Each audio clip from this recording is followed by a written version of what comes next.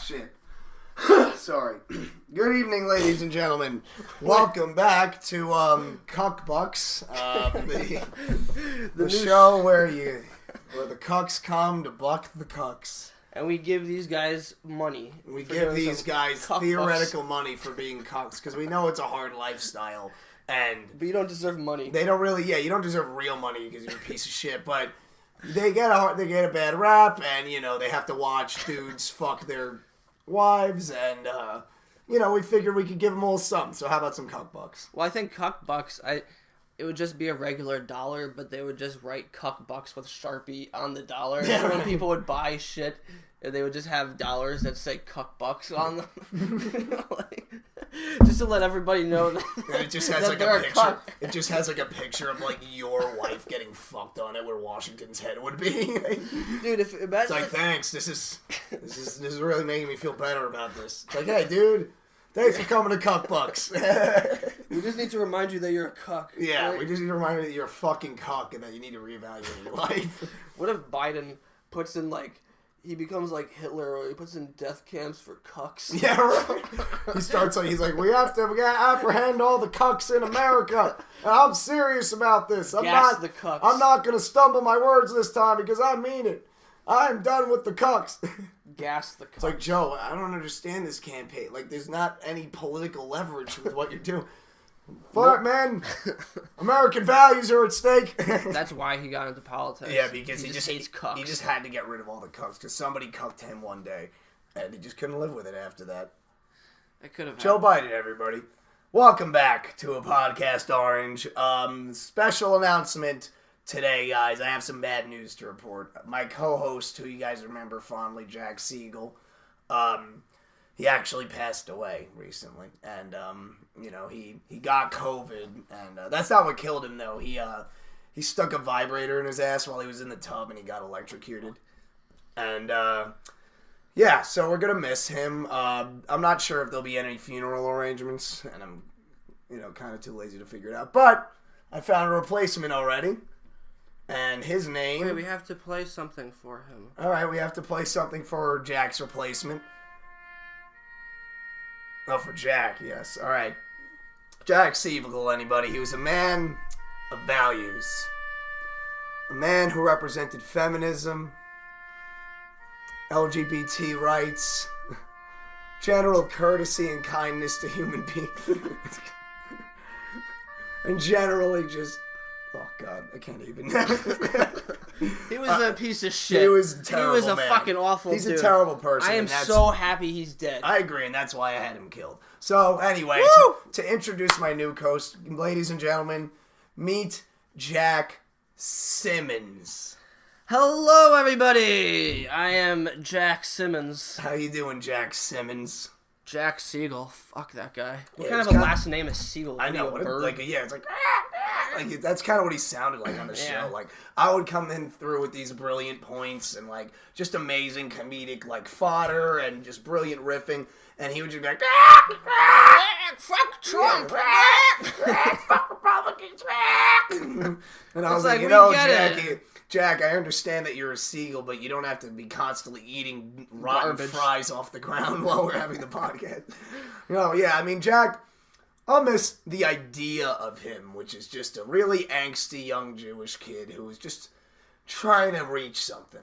I don't know what it is. Probably some pussy. But... He reached the end of his life. Yeah. Oh, got him. See, Jack Simmons is the man. Dude, man. Jack Simmons, that's me. I am fucking killing it. Yeah, he's killing it already. I mean, holy shit, this might as well just be your show. This is my first day being alive. I know, you're already doing great. I killed 5 people. I fucked 5 people today. What was it like coming out of your mom's vagina?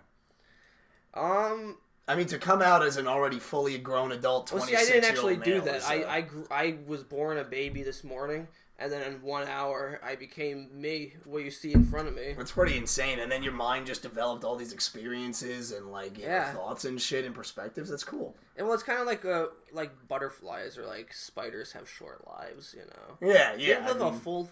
Dude, I had a spider live outside my window, a couple years ago, and... I saw that spider's whole life in a week. where he made a web and he ate flies, and then a week later he just died. It's crazy how you had that happen and you've only been alive for a day. Yeah, I mean, that's kind of wild. That's just a memory. Dude, I don't know if it's real. I mean, Jack has been around the block. He's already been a licensed general practitioner for 10 years, and he's only been alive for 28 hours. Yeah.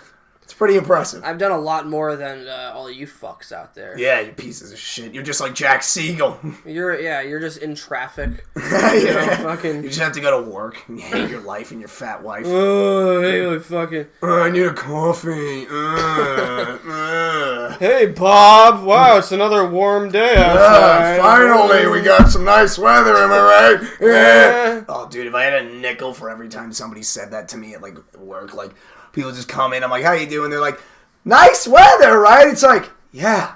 What do you want me to fucking say? The weather's fucking nice. It wasn't even that nice. It could have been warmer today, let's be honest. Yeah, really. I mean, in the beginning of the day, it was like, all right, it's nice. But then it just kind of got a little, I went on a bike ride today. Did you? Yeah. Look at you. You're only 18, however old you were at the time. I learned how to ride a bike. 8 hours old, and you learned how to ride a bike. Most people learn how to ride bikes at 7. I learned how to ride a bike at 18 at 3:42 p.m. You mean 18 hours? Well, at 18, I was measuring myself throughout the course of an hour. Oh, I see. So at 3:18, I was 18. Interesting. That's a good way to do it. Yeah. That works. Really tough. So yeah, what's up? How's that? How about that weather we've been having? Finally some nice weather, right? Yeah. God. Yeah, I'm just sick of that. I'm just sick of the other thing. The inertia, you know what I mean? I don't know. There's no inertia. It's just come in and drop your shit off and get out of my face. You don't need to say anything. You really don't need to mention anything outside of this building to me. We can just be silent. Yeah, you can literally not say a word. You don't even have to say hi. Just walk in. I won't say anything. You won't say anything. I'll give you your shit. You'll pay. I'll ask you a question if I need to know something. And that'll be it. What you should do next time you're at work is just refuse to say anything. Just don't open my mouth. It's hi, how are you? It's she's just well, I want to ship something. It's all right. Okay, so do I write the address? No, just take your phone number. That's it. It's just completely impersonal customer service. And just shoo them away. It's all right, are you ready to pay? Can you get the fuck out of here? It's all right, fucking pay. It's right there. Card reader's here. Hey, dummy, card reader over here. I'm slapping it. I'm hey, this is it. You see, with the buttons. When I was younger, earlier in the day, I used to work at CVS as a cashier, and people would come in and they would be like, I'm going to a movie today, and I just want to be I don't give a fuck. Why don't you just kill yourself? Yeah, right. I mean, honestly, it's so true. I would love to hear that, if I was behind somebody, because I wouldn't want to be told to go kill myself. That's not nice. That's very mean, but you would want to say that to somebody. I would want to see that happen to somebody else and laugh at their pain. Yeah. Instead of have it happen to myself. I would want to see it, with somebody who, deserves it. Yeah. Somebody who comes in, this place closes at 6:30 and you come in at 6:28. And you're just I guess you guys got a little bit more work. And it's yeah, why don't you just kill yourself? I wish I could say that. Just nobody loves you. You're fucking useless. Yeah, literally, you are being an asshole and you know. That would be a great way if you didn't care about the job or getting a recommendation. I mean, yeah, if you were literally you know what, fuck this job. It's a bridge I could burn. I never really need to worry about it again. And that might and I mean, that's partly why, I talk about it this way on the show, because I appreciate the job. It's a good job, and it's I'm not trying to shit on the company, but it's it's not a job where I'm going to be imagine if I had to get a new job in my 30s and I was still putting the UPS store on my resume. You know what I mean? You got to get a job, motherfucker. I need to get a new job bad. Not to sound like Mr. and Mrs. Crescenzo. Not to sound like every elder in my entire life. No, I know I need a new job. It's hard. Have you seen the job market? I've been getting up at 5 o'clock every day this day. Every day this day. Well, very impressive, Mr. Simmons. But I have been waking up at 5 every fucking morning, and that's a different lifestyle. Well, yeah, because it's just changes. You start to be you know what, bed at 9:30 sounds good. Yeah. And then you're do I need to go out? No. And you just don't, it's You know, and it's like, do I even need to watch TV? You just start to... It, like, forces you to organize your time because you wouldn't be able to function otherwise. Like exactly. You can't bullshit around because you don't have time. So I kind of like that though. It's kind of gives you structure. Yeah, it's liberating in a way because once you get past the like, I hate getting up early. Like once you get past that, it just kind of becomes like, all right, whatever. Like here we go again. Like you know what I mean? Like you just kind of get used to it. But yeah. So God, Chuck Simmons, man, 24 hours, puberty already.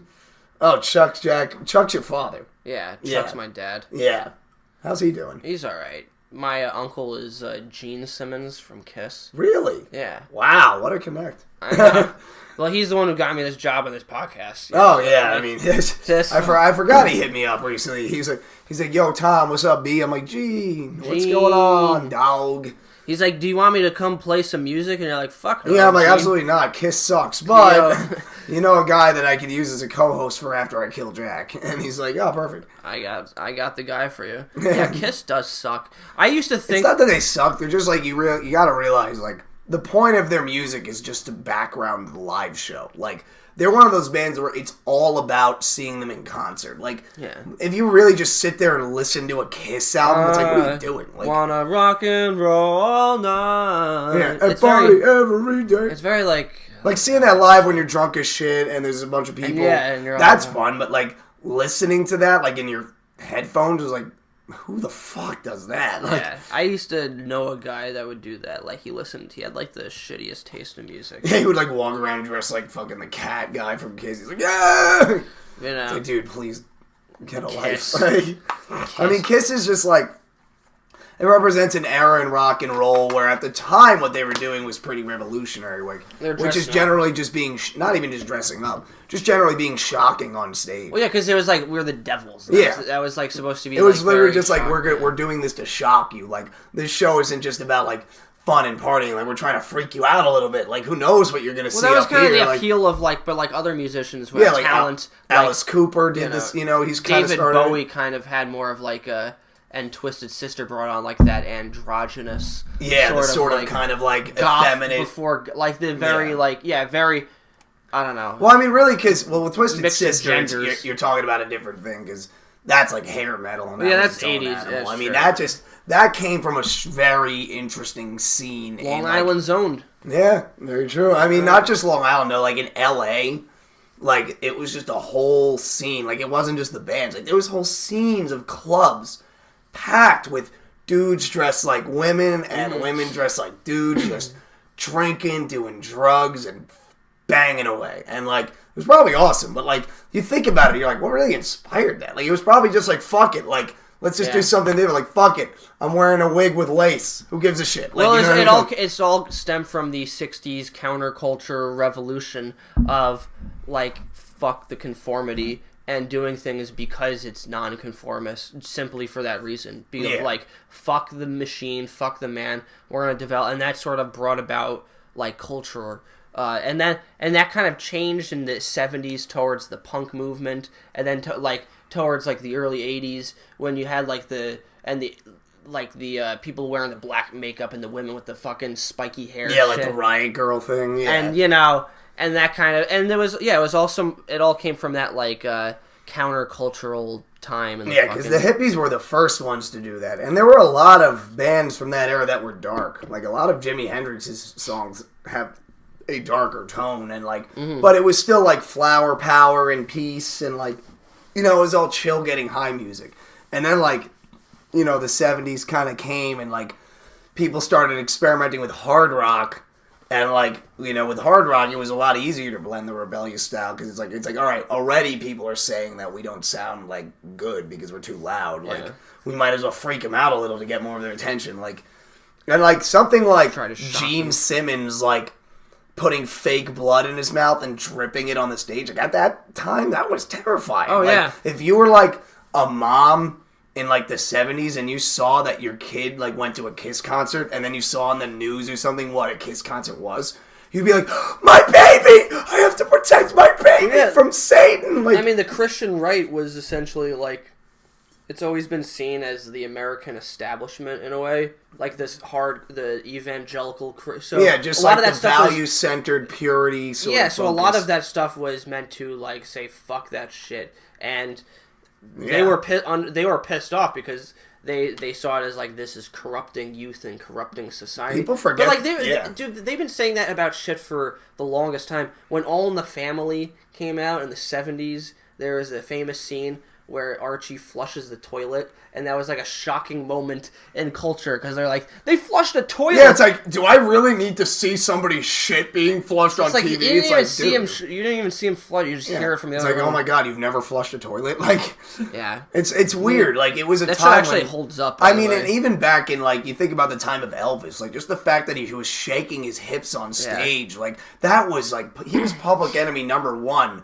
For that, like, if you saw a dude shaking his hips like that now, you'd be like, all right, you're either in your 60s or you're mentally ill. Well, do you think the equivalent of, like, trying to do things just for, like, the sake of being shocking? When I think of that, I think of our old podcast of, like, WAP, and I think of, like, that might have been just their whole intention of that song and that whole thing is, like, just absolutely. It's just trying to be shocking. I think and that's pretty much what we said. Like, it's just, it was trying to be, like, fuck the man, like... like, fuck the patriarchy, I'm gonna be a woman, and, like, my pussy's gonna be wet and drip, and, like, I'm just gonna fuck and be an animal. Which is cool. Do that, ladies. But, like, that's all it was. Yeah, it's just another version of shock rock, except instead of, like, devil horns and fake blood and fires on stage, you're literally, like, bouncing your ass around like a porn star and referencing cock every line. Yeah, like, anybody that gets offended by it is a fucking idiot. Well, yeah, there's no reason to be offended. Ben Shapiro is offended by it. He's offended because he's never made a woman wet. Dude, that guy is like a middle-aged Karen. I know we've talked about him a long time, but he really is like a older. He has like older woman sensibilities. Honestly, yeah, he seems very feminine for somebody who's pretty anti-trans. Like just like a really like old curmudgeonly lady that just like hates. He's just like, listen, men have to be men. It's like, Ben. Well, that whole have you looked in the mirror lately? Like, but because he's just one of those guys who like. His argument style is very feminine, which is probably why he wins a lot of arguments. Like, I found that men who sort of argue like a woman would, they sort of have a more, like, just kind of with a more, like... What do you mean by that, Tom? Exactly what you're doing. No, but what you just did. Like, no, I wasn't, I didn't mean it like that. No, but that's what I mean, though, like, adding a little bit of flair, like, what do you mean by that? Okay? No, actually, it's like this. Like, just kind of getting a little sassy with it. A little snippy. It's... That's why, because people don't want to argue with you. It becomes unpleasant. Not to say that women are unpleasant to argue with, although some of them are. There are many. Some of them are, But like it's like when it's like a man who's doing it intentionally to stomp you out. Like it's like an interesting thing because you can project yourself as not being a bully. You're like, I'm not being a bully. I'm just making really good points. And there's a video of him, like a few years ago after the whole when Caitlyn Jenner. When Bruce became Caitlyn, and there was like a panel. When Bruce became there was like a panel discussing Caitlyn Jenner's vagina. Imagine like a trailer. It's like in a world before Bruce became Caitlyn, like, where Bruce, where Bruce still had the chance, and it's like a time travel movie where they try to stop him from becoming Caitlyn. One woman, one man, one woman. Yeah, one man or woman. Maybe. One man. No, imagine the guy just says, one man. Or woman. I didn't mean it like that. I was just trying to say... I swear. They fire him. Then, like, at the end of the trail, he's like, when Bruce became Caitlyn, guys, I said something earlier that I didn't mean. Yeah. Represent. He's just like, when Bruce always was Caitlyn, because she didn't become Caitlyn. Quite frankly, she had always been that identity. It's like, oh, wow. That's a long fucking title of the movie. Yeah, right, that's the title. That's the whole title of the movie. June 16th, Vince Vaughn in, like... When Bruce became Caitlyn, actually didn't become Caitlyn. She always was Caitlyn because she always was that person. And how dare you suggest anything else? Then it's like, that is the longest title for a movie I've ever seen. I want to see it just based on that. And the movie's not even as long as the title. Yeah, the movie's like 10 minutes. It's like, why is this in theaters? Why is this on Bruce YouTube? Became Caitlyn. That reminds me of a great apology video I saw from a couple of years ago that I thought was hilarious. Where this Cincinnati Reds announcer there was like a game between the Reds and the Royals in Cincinnati, and he's like from Fox whatever. And like they just overheard him say, and on a hot mic, he's like, "Yeah, it's one of the fag capitals of the world." And then like later on, they were playing a doubleheader, and then it cuts to him, and he's like, I said something earlier that might have offended a lot of people, and it's a fly ball to right field. And then he goes, and I didn't mean that at all. I want to be. I'm a very progressive guy. Oh my Cut God. on him, miss. It's just it's like why would you make him not? Why couldn't you just make him wait to do it after? Like, it was no, great. listen, you got to apologize now. It's like the game. The game's it's happening. It's like we know. It was just fucking hilarious because the guy was like he said like I'm sorry. He said like I'm very, very, very sorry. Very sorry. It's like I'm very, very sorry. Dude, it was like breaking down. Won't do it I kind again. of felt bad for the guy because like I can that's see embarrassing as fuck. Like you're on TV and you're supposed. He's having a breakdown because he's about to he got fired and he realizes like his career is about to be over. Yeah, that's the thing. It's like you really should have just left it be. Waited until after, maybe tried to apologize. Well, the thing was he was getting replaced during the game, and so like they should have just like midway through the game, like just had him go then afterwards. Yeah. So honestly, yeah, like you should have just replaced him midway through the game, and then just at a press conference, just have him like apologize, and if it's not received, well, just kick his ass. Like, he's probably. It was funny was though is he said during his he's like I'm probably never gonna wear this headset again. I'm like probably. Yeah, like, I'd say now that you said that, like that's it's also because you gotta. Excuse me, while I die of cancer. Oh, we'll have to get a Tom Simmons to replace it'd be a Tom. me. Something that Tom Smith. Tom something that begins with C as a last name. I don't know, Caldwell or Tom Caldwell. Tom Caldwell and Jack Simmons. Yeah, Tom Caldwell and Jack Simmons. That's the new show. That's such a honestly like maybe. Those are such waspy people. Yeah, like so Jack Simmons, what do you think of the latest news? Do you want to go on our yacht later? Yeah, right. But anyway. Just the fact that, like, not only are you apologizing, not only are millions of people watching, but they're sports fans. They're just watching a game. Yeah, they're literally like, what the fuck is this? Like, I just want to watch. trying to watch the game. Yeah, it's like I had a long day at work, dude. I don't need to see you have a breakdown. I bet everyone like muted their TVs during that part. And like it's like CBS. Maybe they were like, "Hey, come in, look at this fucking idiot!" Right? It's like whatever channels is like, all right, everyone's tuning out. Like, yeah, you just. I mean, that's like one of those things where I feel bad for people in like that side of media. I mean, I do and I don't. I don't don't think feel the guy bad should never be able to fucking put on a headset again. I just feel bad for the experience because I know it's painful. I mean, you gotta feel bad for pain, but like, I mean, I feel bad. Listen, like, no, you don't. I mean, not always, but like with that guy, no, like, I feel, yeah. I think he was like, what he did is not like I don't necessarily disagree with the firing. This is kind of the point I was going into. Is like people in that side of media, it's like with comedy, you can kind of just chalk it up to be like, fuck you, whatever. I'm trying to be funny. Like, you know what I mean? Like, if or you like really, I went out of line. Yeah, like my job is to test that barrier. Occasionally, I go over the line. Like, I went out of line. I'm sorry. Like, I wasn't. It was. It happens. People do apologize, and they may not get the level of fame they were at before, but a lot of times they could still work and they could still be comedians and still get money, and it's fine. But the thing with like if you're just like a sports announcer or a newscaster, it's like, no, your job is to be like straight-laced. Yeah. And like that's how they want you to look on and off camera. And like if you ever like show any semblance of like who you really are as a human for even a second, they're just like, dude, like that's not, we're not trying to have that. Like, you know what I mean? And there was that guy, not that like everything personal is bad, but like just letting that slip up, like, it's like the fag capital. Like, it sounds like something you'd say with a bunch of beers and people that's the thing is though, is like you're so stupid. Like you should never say anything. Yeah, when you true. have a microphone on, you should always assume there's a hot mic. You should never say anything with a microphone on that you wouldn't want people to hear. Coming from us. No, but we know that. Like, I mean, we want people to hear this just because we hope people find it funny. We're not, but like. It's like, how do you not think that would happen? Are you fucking serious? I mean, I think it's like one of those things where your brain kind of just like you just forget for a second. Yeah, you're in your zone. He's been doing this for like 20 years. Yeah, everything's gone fine forever. And there's some sports announcers that are even crazier than that. Like there was one guy, I forget his name, but Artie Lang was talking about him on Howard Stern with Norm Macdonald. How like basically like he would be announcing, and in between announcements, he would like turn off the mic to just say like offensive shit. Like he would like let's say there's like a hot woman in the crowd passing the booth. He'd be like, all right, so the pass the ball to third base, and like turn off the mic, like, oh my god, I want to fuck that broad so bad. All right, going to third base, like. He would literally, like, but he was, like, lightning speed. It sounds like something Marv Albert would do. Yeah, and he, like, never missed, though. Like, I forgot his name. I wish I knew Marv his name. Albert, like, the guy who was the big announcer, he announced all the Knicks games and everything. You know about him, his whole story, right? I don't know who that is. Okay, he was, like, he was a huge announcer. I don't know if he still is, but his brother's Kenny Albert, who's on Fox or whatever, does football. And he was, like, fucking a ton of hookers and, like, you know...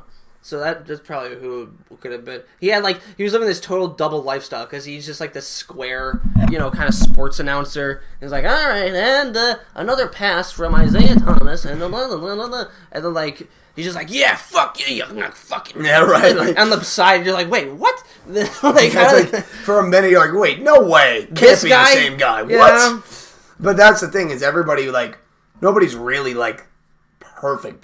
And that's why, like, I just try to be honest about myself so I don't have to live a double life. Well, like, that's the thing. I just try to be open about, like, who I am and what I see as funny. You don't hide behind, like, a fake name. I try not to hide behind, like, this false, like, oh, like, I'm progressive, never, like... Yeah. Like, it's not that I don't have progressive views, but I don't try to hide by, like, a false woke persona where I'm like, ooh, like, I'm so totally against the racial jokes and I'm totally against... Because...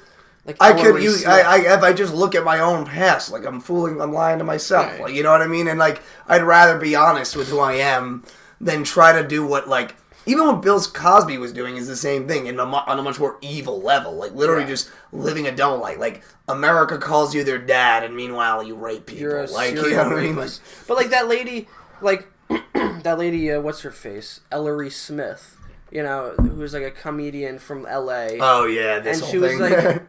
It's kind of funny. She was like criticizing. Not gonna lie, I was reading some of her old tweets and I was like, yeah, she made some good funny jokes. Yeah. But the thing is, if you act all sanctimonious towards another comedian and be like, "How dare you?" like, and you say like you wag your finger at them and say, "You shouldn't ever do this." It's like you should know that there's probably shit out there on you. I mean, there's shit out there and it's not even shit on you. It's like, yeah, dude, everybody makes stupid jokes. I mean, my question is, how do you forget? Yeah. Like, that's my main question. It's like, with me, is like, I remember what a monster I was in high school. Like, I couldn't forget that. Like, if someone... I mean, I never put that shit on Facebook. I mean... Or Twitter. It depended. Like, I wouldn't put anything really fucked up on Facebook, but it depended. They put some shit... People... It always surprises me what people put on Twitter. Like, whenever one of these stories comes out, about that... Like, I'm always like... Wow. Like, people are like, killed Whitey, or like some... I'm just like, why did you put that on Twitter? I mean, Twitter is just a... The thing about it is... cesspool. If you're not famous... There's no repercussions, really, for Twitter. Like, unless, like, you work in a job that scrutinizes your social media, there's basically no repercussions for saying almost anything you want on Twitter, except getting banned by Twitter. Because, like, people will just be like, literally will go on and be like, I think, like, every, like, cis white male should hang themselves. And it gets, like, 1,000 retweets. And it's like, you're basically saying people should kill themselves, which is sort of a threat. Like, could be construed as a crime, depending on if you would... That was, like, a personal message. Right. But, like... Well, they're trying to get on... Even then, like, you'll also see people say racist shit on Twitter. Like, people... I've seen comedians who I've, like, unfollowed who just, like, literally, like, tweet their views, and I'm like, oh, God, man. Really? But the thing is, it's like... Like who? Let's name names. But, let's name names. There's people, like, you see, like... And it's like... The thing is, you know they're not famous because they wouldn't keep tweeting it if they were. Yeah. You know what I mean? Like, they would... Like, one of my favorite comedians, Big J. Okerson, one of the dirtiest fucking comics on the planet, basically never goes on Twitter. I mean, his Twitter and all of his social media, essentially, is purely promotional. Like, with the exception of maybe a few posts. Like, social media is very stupid. Rarely, like, you'll see Mark Norman joke on Twitter. You'll see Tim Dillon's always on Twitter. But then, like, the really, really dirty guys, like... You never really see Big J tweet. You never really see, like, Attell tweet. Doug Stanhope tweets a lot. Well, but they're Doug also Stanhope of a different generation. Yeah, I mean, they're a generation X. They came from a different time. But there's it's also people their age who do right, it. You know but what I mean? It's also, like... they have lives and they have shit they have to do. That's the thing about. But what about the comedians who also have lives to do? Like Tim Dillon's on Twitter like all the time. I mean, basically anytime you go on Twitter, it's kind of lame, to be honest. Whenever I see that, I'm like, dude, like, do you need to chime in on like every little cultural war fight? Like, do you have to? I mean, that's what his fans want. You got to remember, like his fans view him in the same way that South Park fans view South Park, where whenever something happens in society, people are like, I can't wait to see what South Park has to say. And they get angry if they don't comment. Yeah, and they're like, what the fuck? I was waiting for a South Park about whatever. And it's the same with Tim different because Dillon. they make episodes of a TV show, whereas he's sending out tweets. Well, but it's the same shit, kind of. Like, you're still making not content. really, though. But he does... It's not even content, it's tweets. Yeah, but it's just content. promotional for his podcast. Like, you know what I mean? Like, on his tweets are just like a trailer version of what he does on his podcast. I'm just saying, for an hour. Like, when I see people that tweet too much, it makes me think less of them. I mean, how many people could you have possibly seen in the 27 hours you've lived, Jack Simmons? I went on Twitter for a half hour just to check it out. Just to get a grip. But here's the thing: it's like there's certain celebrities who are like really fucking like famous, like A-list celebrities who are tweeting constantly, and not just tweeting, but like retweeting like 100 different people, and like the span of like 10 minutes. It's like, dude, you gotta remember, like you gotta get a life. A-list celebrities are not really on Twitter. They have people who work for them. That's true. You know, they got a lot like A-list celebrities. Like Judd Apatow is probably not really going on Twitter. Like he might dictate. That's one of the people I was thinking of. That's the thing is though, he might verbally dictate his tweets to people. He might be like, I want you to tweet this, but celebrities like that do not have time to be on Twitter all day. They actually, like, the thing about Judd Apatow is, say what you want about him, but he probably works constantly. You know what I mean? Yeah. Like, that's the thing, is like, those people literally can't. I have nothing against the guy on a personal level. No, I hate Judd Apatow. That's not, I'm not trying to back him. I'm trying to say, like, celebrities at that caliber, they're only constantly tweeting. I mean, I don't think he's funny, but, like, you know. No, yeah, but like, he is an A-lister, almost, basically. He might be a like, nice guy. He's a huge producer. I mean, and celebrities at that level, they do not have the time to tweet, so they hire people. Someone like Tim Dillon, I really don't know. He might be tweeting himself, but he may also have one of his, like, guys doing it. Because he has sort of a crew. Like, he has a comedian, Dan Carney, and, like, but I don't know. Because, like, the thing is, like, do you think that Trump had people working on his Twitter? Because he was tweeting all day. That I don't know. Because that's the thing, though. Is that like, one I don't know. As president, you do have a busy schedule, but a lot of, like, I don't think all of his tweets were sent out by him. I think he had people. He definitely had aides. He had people retweeting shit. Because that's the thing is like a guy like Apatow probably tweets his own, but like all the retweets, it comes from like. Well, I mean, like I said, he probably dictates tweets. He's like, here's what I like. You know, here's kind of what represent. I mean, because when I worked on like the Playlist, which is a fucking film related website, part of my job was working their social media account, so I would retweet things or you know, set up tweets to be made later in the day and all that kind of shit. So it's like, yeah, they probably have people. I mean, that's the thing. Even Trump, like, like you forget, like he was the president, like. He was working. Like, it's not like he was fucking, like... People like to say, like, oh, he's just playing golf all day. It's like, nah, dude, you're the president. He literally has shit every hour of every day. Yeah, like, quite frankly, like, whether you love him or hate him, and we do hate him, like, the dude was working all the time. Right. I mean, that's why, like... Every president is. I personally believe that all of his tweets were probably dictations. Like, he probably would dictate tweets early on and write it all and, like... a big like load, send it to his social media team that would then control. Well, yeah, because it was all stream of consciousness stuff. Yeah, because it was like, literally like a lot of it was like directly following, and you're literally thinking like it's not possible that this guy's just sitting here sending tweet after tweet like with his thumbs on the phone constantly. Because some of those tweets would come like minutes after. Whenever I pictured him, I always pictured him like. Not like at an old, like a 90s style computer, like with a mouse. Yeah, like a giant, like a Macintosh. You know what I mean? Just like an old fucking, like a keyboard and a mouse. Just fucking like, I don't know. A giant back screen that like makes a humming noise. And it's just like, this is his, but they offered him like, we have newer models of computers. Like, no, I like my computer. Like, don't you want a phone? He's like, I don't need it. He probably uses a rotary, you know? Like, yeah, right. I mean, that's probably what Biden does too. Biden just doesn't understand it. Like Biden, he may not even understand. Hey, say what you like about Biden, but I mean, I'm not gonna fucking say that's all his credit, but we're about to have like a fucking huge economy in the next couple of years. Are we? I mean, gas is $3 a gallon right now. No, kind of sucks. Trust me. Once this pandemic ends, there's gonna be so much money fucking just pumped into the economy that it's gonna be like the Roaring '20s again. Is that the case? Mark my word. At least that's what I've been reading. Marking the word. At least that's what I've been reading on social media. All right. In the next few years, there will be an economic boom. Jack Simmons. All right. That's what I say. Okay. I'm gonna. All right. How much money? What you want to bet against the economy? 5 years from now, I want to bet. You want to bet against the economy? I want to make a verbal bet against the economy. You're betting against people's success. What an asshole! No, I bet that we're gonna fail. You're like the guys from The Big Short. You're just betting for the economy. I'm not betting on the economy. I'm betting that Biden's not gonna do a good job. All right. I want to bet. Well, what do you mean by a good job? I don't even know. Yeah, I don't know. What are we even talking about? Yeah, like 5 years from now, I'm going to be like, see? And you're going to be like, actually, here's a bunch of statistics that show that the economy is better than ever. And I'll be like, well, what about this New York Post article? He tripped on the fucking he play, fell. He mixed up his words, which I still think is funny. It is funny. I just don't... It's weird how, like, I don't think he's... I just feel bad for him. Like, if he really has, like... If he's really starting to decay mentally, like I wonder what he's even thinking. Like he might. I don't think like, he is starting to decay mentally. Let's say he. I think that. Let's like, just say if. Let's just say if for the sake of a bit. All right. Like, he's just like in the White House, and he's just like sitting at the Oval Office, just like staring into space, drooling, and like Kamala just walks in. She's like, "Mr. President, we have to put this." Joe, and he's like, "Oh, I didn't realize the maid was here already." It's like, Joe, you're president. Joe, you're the president of the United States. He's like, what? What? When did that happen? In the 70s? He's like, people actually voted for me? He's like, wait, I can run the country? And she's like, well, I didn't say that.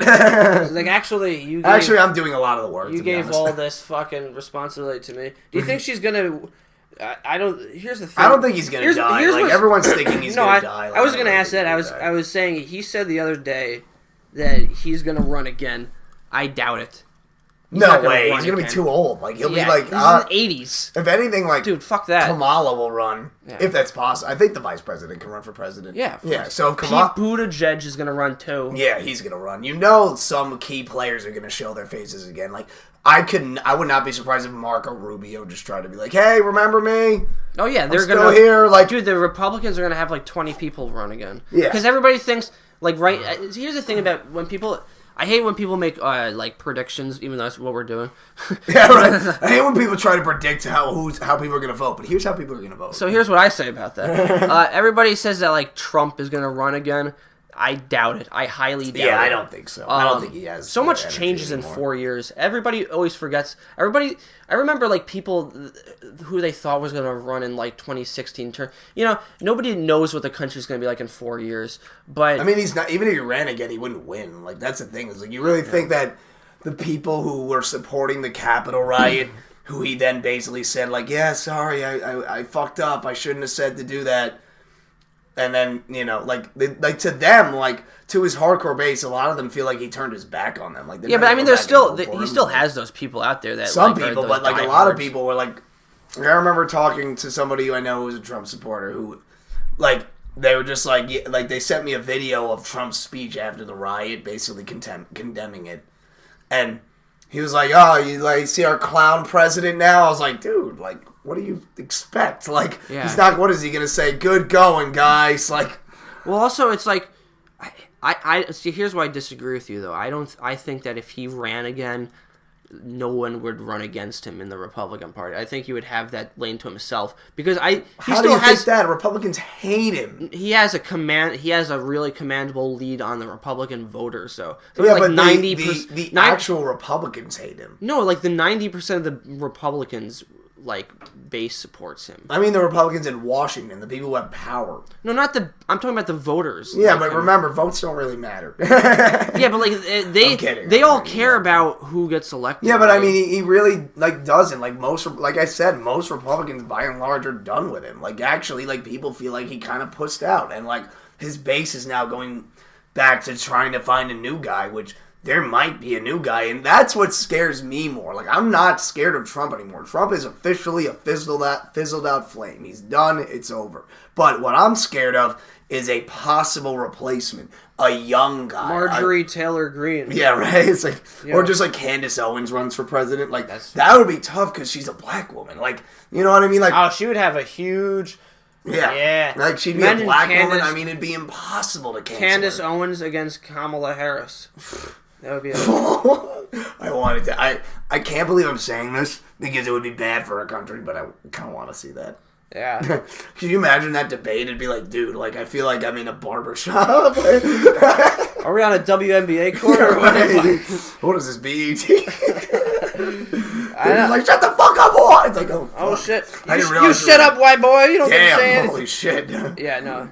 No, but I mean, yeah. It's like, honestly... I'm just more scared of, like, another young Republican who sympathizes with the alt-right extremist side, well, here are the people starting to rise in power, because there's a lot of these weird young Republicans. Like, you know that guy Matt Gaetz? That's like exactly what I'm thinking of. That guy. It might run. Here's the thing: is that he looks like a guy that would run for president. He has that total Ivy League frat boy, private school yacht club douchebag aspect to him. He's like the total country club snot Republican. He's total 100% Trump. And the thing about him that annoys me, even though I agree with him on certain things, is he tries to expand his base by like saying, "Oh, I support the legalization of pot," which like I agree with. I'm not like. But you know what? Like, so did Trump. Like, Trump has said, like, I don't really like. Yeah, but it's like, stop trying to be like we're like the progressive. I mean, it's like to think that weed is the most important thing in people's lives anymore. It's like there was a time, like I guess in like the late 2000s, where people were like, enough of this shit, make it legal already. But like, well, I tell you what, if Biden makes it legal in his floor, he could make it legal. There's nothing stopping him. Most people are on board with it. They did a poll recently, and they found that most of New York reached a deal. Yeah, New York reached a deal. I was reading that article, and they said that they could by 2022. We should be having legal pot sold here. So, you gotta get another job, Renee. Yeah, right. Sorry. Just kidding. No. I'm kidding. You'll still sell your weed and make some. But anyhow, we can. How do you even know Renee if you've only been alive for 28 hours? I talked to him earlier. I feel like I keep extending the time. Like, how do you even know him if you've only been alive for 30 hours? 30 hours. Dude, you've only been here for 35 hours. I've only been here for 5 weeks. You've only been here for 4 days. Yeah. But, yeah, no, it's just like, it's hard to get excited about legal weed anymore, because, like, I'm just not excited about paying more money. Dude, like, are you kidding me? Because it's just always go for the legal. No, it's just gonna be so much. I know. I'm not saying it's bad. It's like in the beginning, it's so much better. But it's gonna be expensive. You never have to go. You know what's great about buying pot? You just go in. You say, "Here, can I get this?" Okay. Here's the money. See ya. But I don't want to spend. But I don't want to spend $80 to get good weed. I would rather spend more money to like not have to deal with bullshit of buying it from people than like having to not buy it, and you know what I mean? I wouldn't. Like, I would literally rather save the money and like meet somebody or just go to some dude's sketchy house. Yeah, but isn't it like it's such a pain in the ass? There's none of that bullshit. I mean, anymore. It is, but it's like it's worth it because I'd rather get a good eighth for $35 than a good eighth for $80. You can get good, but they sell good. No, they're weed like, at the here's the shit weed. It's like your street price. Here's the okay weed. It's like something you can pay for, but it's still like way too much to be an eighth. Here's the only shit worth smoking, and it's $80 an eighth, and it's like not even, dude. I got some really good, like just some like random pre-rolls at this dispensary in Alaska, and they weren't that much money, and like how much? I forget exactly. How much was it? A lot less than $80. Well, but like for a J, how much did you pay? I don't remember. Was it 20? I forget. Something maybe like... If it was 20, you realize... No, like probably like 10. I don't know. Because here's the thing. If it was anything more than 15, you got ripped off because you basically paid for like a dub when you really only got like a half gram to a gram. Like, you're still getting ripped. Even if it's like, yeah, it's an affordable way, it's an easy way to smoke legally. Like I'm totally... Yeah, but the weed itself was phenomenal. Right, yeah. And that's the thing is that like the weed, like legal weed is great. I just lament like Like, it's like now it's like, oh, I have to pay mad money. And it's also just like the corporate America. It's like, you gotta worry about... What are you worrying about the mom and pop weed shops? No, I'm not worried about the mom and pop weed shops. I'm worried about the product getting distorted after a while. Like, in the same way that they do with all food. Like, you know what I mean? Like, all food basically got distorted. People don't say that about legal weed out in California. Yeah, because people aren't thinking about it yet. I mean, in California, it's still at, like, the grassroots level, like, where it still just comes from people growing the shit on farms. But once this becomes a mass-produced, factory-level commodity... It already is that way, though, for, like, people that, like the actual huge dealers that sell it illegally. They have these, like, mass-produced, like, shops where, like, if you look at the... It's like, they're like, in a factory. They still have the passion, though. They're, like... They still have the passion, man. Nah, fuck those people. No, I know what you mean. Believe me, I would rather buy... I'm a full supporter of legal weed because, quite frankly, it's like enough of this shit. Like, if I want to get high, we can already get legal weed. We to get buy Delta it. 8, and that's legal. I was reading up on that, and here's the thing: I've used Delta 8. I'm currently using Delta 8, but I read an article that it's not actually what you think it is. Here's the thing: Delta 8. I might have explained this in an episode, but it's basically like. It's marketed as the weaker cousin of Delta 9 THC, which is real weed. So it's like it's not as strong, but it still gets you high type of thing. And it's being marketed as if it's like, it's just a part of real weed. But here's the thing. The way they make it is like they actually just take CBD and they do this weird chemical synthesis with it and they just change it to THC. But they don't change it to real THC because they can't. They change it to Delta 8. Like apparently there's a chemical... composition you could do that if I was not a retard I could explain, but you basically like use chemistry to synthesize fake THC, like, and the thing about that is like I'm not mad at it. Like CBD still technically comes from weed, but like I just wonder like what's really going into this, like what really is Delta 8? Well, if you I bought Delta 8 and it says on the back that it's not an FDA approved product. So I mean, they're not. So it's like, that's the thing. It's like there's no... The thing about legal weed in the states where it's legal and CBD is they now have regulations in place. Right. But there's no regulations for Delta 8 yet because the fact is Delta 8 is based on a legal loophole because it doesn't count as the controlled substance Delta 9 THC. It's considered a different thing. Even though it's pretty much the same thing. It's sort of like, there's like a gray area where there's like this hemp bill, where it's basically like a bill that says like, hemp products could be legal because A, they possess too little THC to get high off of it. Maybe it's not like drugs, like we use it for other stuff. But it's wishy-washy whether or not Delta 8 is protected under that. You know, because it's being marketed as a legal way to get high. Like, that's the way it's marketed. Yeah. It's like, here's your legal way to get high right now. That's kind of what it is, though. It is. No, it's literally, yeah. I actually like the Delta 8s a lot. Dude, I got it in my hand. Like, I don't... Like I said, I'm not mad at it, but... the thing is that it's like better than weed in a way. But I've just developed a sort of like... I'm not like a sketchy view of it. I'm just sort of wary of it now, where I'm like, all right, like... Now I know that for certain that this is not exactly what I thought it was. Right. So, like, we'll see what the future tells us about it. Like, for now, it's fine. Like, I mean, it is sketchy because it comes in, like, a cartridge. It comes in a cartridge. It comes in a vape. Plastic is like, it's always red flags right there. That's the thing about it is you have to wonder, like, you know, what am I really, like, inhaling? Like, I know I'm inhaling something that's sort of a weed product, but, like, what else is in here? You know, you really don't know. Like, well, you don't know with anything you get, though. To be honest, like you don't know. I mean, not just like with it's just like if you get Coke, you never know if it's real. You know? I mean, Coke is any hard drugs. Like a lot of times, you're just getting. But that's why I think it should be legal so that there are regulations for like. I'm not just talking about weed. I think all the drugs should be decriminalized. I agree. Decriminalized, yes. Legal, yeah. No, not yeah. I agree. But decriminalized, certainly, because they've done that in other countries. And they did in Oregon, you know.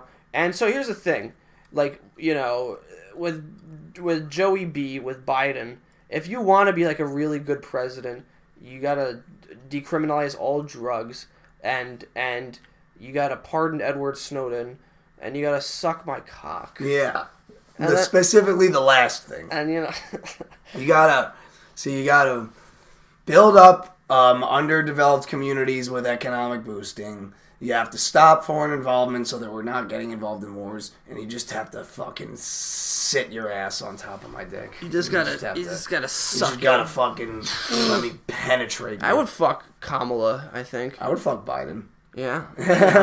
would do that at the same time. Oh yeah, in the same room. It's like high five. Hey, I had a friend who did Joe that just in thinks college. he's making a speech. I'm like, you like this, Joe? He's like, well, it's funny you mention it. As my father used to say, Joey, you gotta take that dick every now and again. I had a friend who did that in college. He fucked Joe Biden. No, he had sex with this girl while his roommate was on the other side. He was also having sex, and they like looked up and were like, hey, you know. And that's so weird to me. It is. I hate group sex. Like, I can't fuck with like other people. Like other people fucking. Because it's just like weird. I'm like, really, you can't fuck in public? I can. No.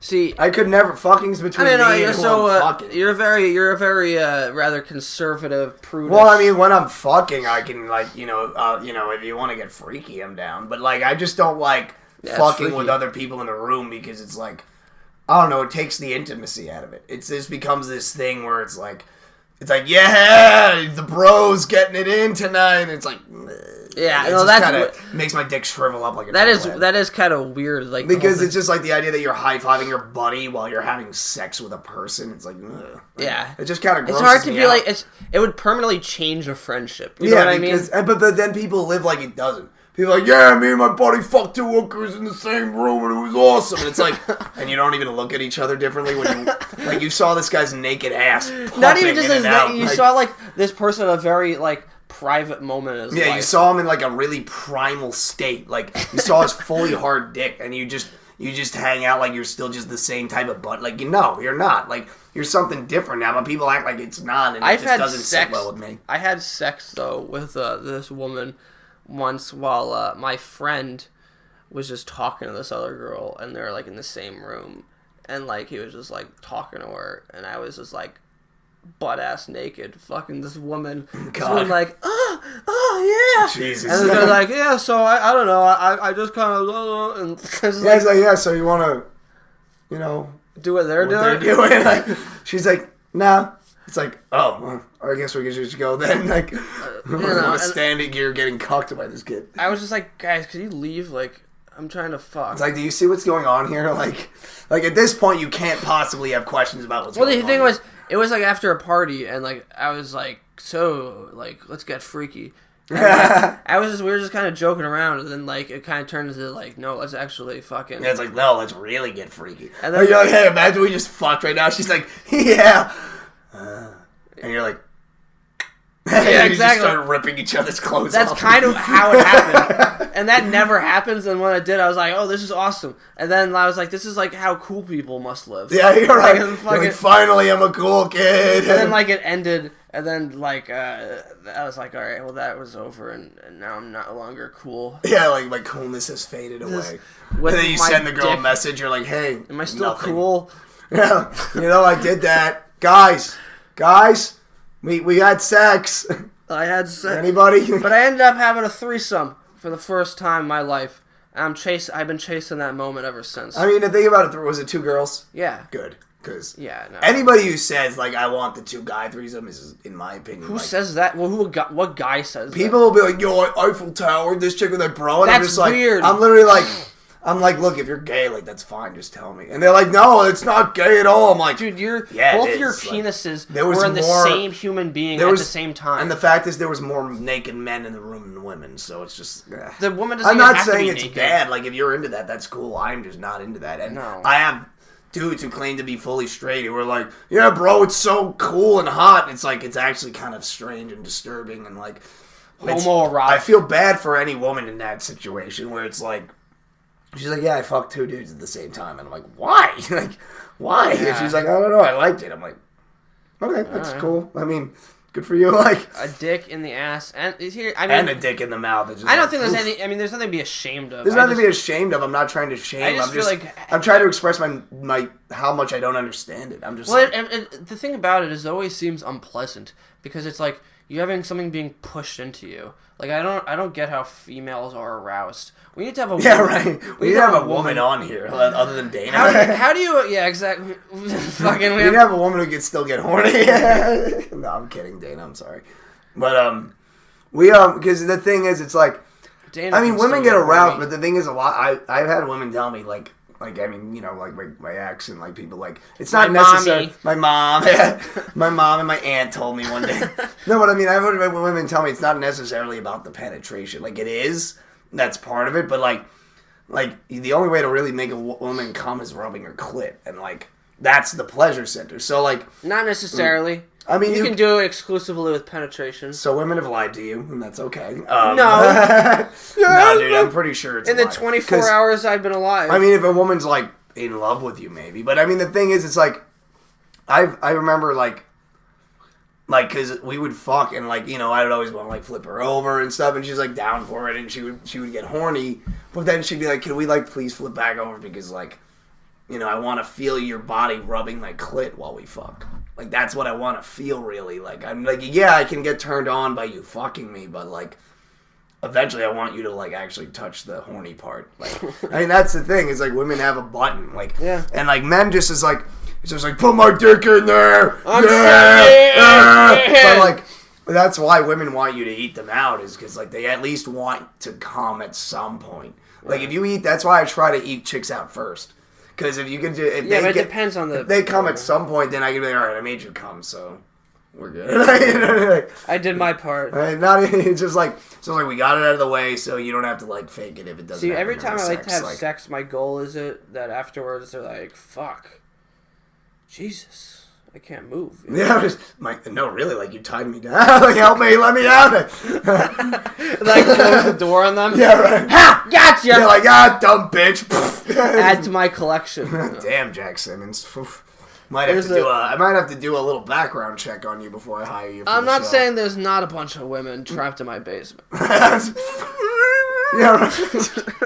Damn. Get down there, motherfucker! There's gotta be a serial killer database I can type Jack Simmons into. Did you ever watch that movie, Split? Yeah, it's okay. You know, that just made me think of that. Cause, like, it's a decent movie. I like it when that... I would have liked it better if he was just crazy. I don't like that. It's like, oh, he's really got, like, superpowers in him. It's like, we'll just make him a crazy guy. Well, yeah, no, that's... I would have preferred... Because it would have been more interesting to try to depict, like, a split personality disorder at that level, be like offensive about it and still make it scary. Well, I think the thing is he was trying to not make it offensive by saying like, I'm not trying to make a realistic depiction. I'm trying to go so far the other like, but but then it just doing gets so silly. He gets like it was M. Night's best movie since Unbreak or Signs. I would say. I don't like Signs. You don't like Signs? Signs is stupid. I like Signs. Signs is fucking stupid. I like Signs. Signs, you shouldn't. Well, I like Signs. You're fired. I'm gonna have to get it. All right, fine, Jack. I quit. Let me ask you something. Why would an alien race that knows enough to not only fly millions of light years to another planet, also knows enough to make their ship invisible? How could they not know that water kills them? I mean, we can tell planets millions of light years away would never be inhabitable for us. We'd be like, yeah, there's a planet 250 million light years away that's made entirely of lava and sulfur. We would die in 3 seconds. Don't know that. But these aliens are like, yeah, let's build an insanely advanced spaceship that can turn invisible and fly to this planet covered in a substance that kills us instantly. It's the dumbest movie of all time. Yeah, that's probably... It's retarded. That might be true, but I wasn't even thinking about that when I saw it. I was like... I mean, I'm not saying, like, the plot is bad. Like, it's acted, it's intense. I like the atmospheric nature of it. See, I wasn't even... I watched that movie when I was 12, and I remember thinking that there was... I'm surprised you haven't thought of that, because I'm not even being original in that criticism. Many people have raised this point about science. Well, I always thought, like, it was silly that they're afraid of water, and the ending was obviously silly when... Mel Gibson was like, swing away. Oh, yeah, swing away, Robbie. Swing away, Robbie. It's like, that's the proof that God is real! That's it! That's why he gets to become a pastor again at the end. The screenwriting is like, he mentions earlier that he used to play baseball and he's really good, so you know in the back of your head, like, okay, this is going to come up later in the movie. Right. And it's like, you know, it's very predictable. And I just remember thinking, like, what I liked about the movie, and again, it's been like, since 2006 that I've seen it, but I remember thinking it was like kind of cool and creepy and atmospheric. Yeah, like I said, I like the rural element, the way it took place on like this sort of Kansas field or whatever. Yeah, it's like it's not that the movie's unwatchable. It has good things about it. The problem with it is it's just dumb. Like when you get to the end, I just can't take it seriously. And I also hate that at the end, like it's weird to even say this. I hate how he gets his faith back at the end because it makes no sense to me. Like aliens prove your at the end that's the point. Like because the whole movie is like my wife died, God's not real, I can't be a pastor anymore. And then at the end of the movie, after everything, he decides to go back to the cloth. And it's like, but aliens disprove your religion, idiot. Yeah. Like, how could you go back to the cloth? Aliens came. There's no Jesus. Like, well, I think humans and dinosaurs lived on the same fucking... It's like, when humans and dinosaurs reigned, the aliens also showed up. Like, he became... that's the thing. It's like... Yeah. It's the type of shit that leads to, like, the ancient aliens crap. But I'm like, I just thought that was stupid. It's not obviously the biggest problem with the movie. For me, it's the water thing. And also just kind of... I thought some of the side characters were silly. Like, I always found Joaquin Phoenix's character to be, like, sort of goofy in the movie, and I couldn't really, like, take him seriously. That was back in the early days of Joaquin's career. Yeah, back when he was still just, like, I don't know, is he a pretty boy? Is he funny? Is he dramatic? Well, that was, like, 2 years after Gladiator was, like, the movie that really put him on the map. And, like, he even got, like, an Oscar nomination. And he was great in that movie as, like, that spoiled... rich guy who you just wanted to see murdered throughout the whole movie. He had like that shit-eating grin. Yeah, you really, in that movie, like that's an example. Gladiator is a film I consider to be somewhat overrated, but it's good. But in that movie, he definitely does a really good job of making like a bad guy who you just hate. Like a really good bad guy who you spend the whole movie like, fuck you! Like I have mixed feelings about that movie that he did. Like at certain points I really like it. But it has flaws. It's just bland. I was gonna say of Her. Did you watch Her? Oh, Her. I saw that, and I remember at the time thinking it was pretty interesting. It was good, but I never liked it to watch it again. It was really good, but there were definitely things where I'm like, at times I was like, this is like a little hipstery. You know what I mean? Yeah. Like this fucking. There's a sign, like the guy was like the most hipstery character than me. He even had like one of those mustaches, and like the glasses, and it's just like, come on, dude. He's not really like a likable guy. Yeah, you look at him and you're like, are you really like this? Like that was the problem. Like the movie itself was really cool and interesting, and especially the way it portrayed. It was a good movie overall, but I found this like the character was not a likable guy. I was like, I would not be friends with this guy. I would think he was kind of a douchebag if I knew him in real life. Exactly. And it's like, I don't want to spend fucking 2 hours with him. Yeah, like as much as you kind of understand the story, you are just watching it. Like the whole time you're like, even though like there's sort of weird, sweet moments between him and the AI, you're still just sitting there like, this is weird. Like, you know what I mean? Like, you're never going to convince me that this is not weird. Like, no matter how like sweet you try to make it. Like, and like... But the thing is, what's interesting about that is you can kind of compare it to what, like, modern day, how there are certain, like, very sexually frustrated guys out there like Tom and Jack. Yeah. Well, Jack Siegel, rest in peace. Yeah, Jack Simmons kills it with the ladies. Dude, actually. I got laid already. Yeah. In 28 hours I was here. 28 hours in, he's already fucked. One of those hours involved me with cum coming out of my dick. Oh, that's how I talk. Sexual, bro. Yeah, cum coming out of my dick. Cum coming out of my dick. So hot. That's right, ladies. Jack Simmons over here. Ladies are wet as fuck. Anyway, what was I talking about? I don't remember. Yeah. Fuck.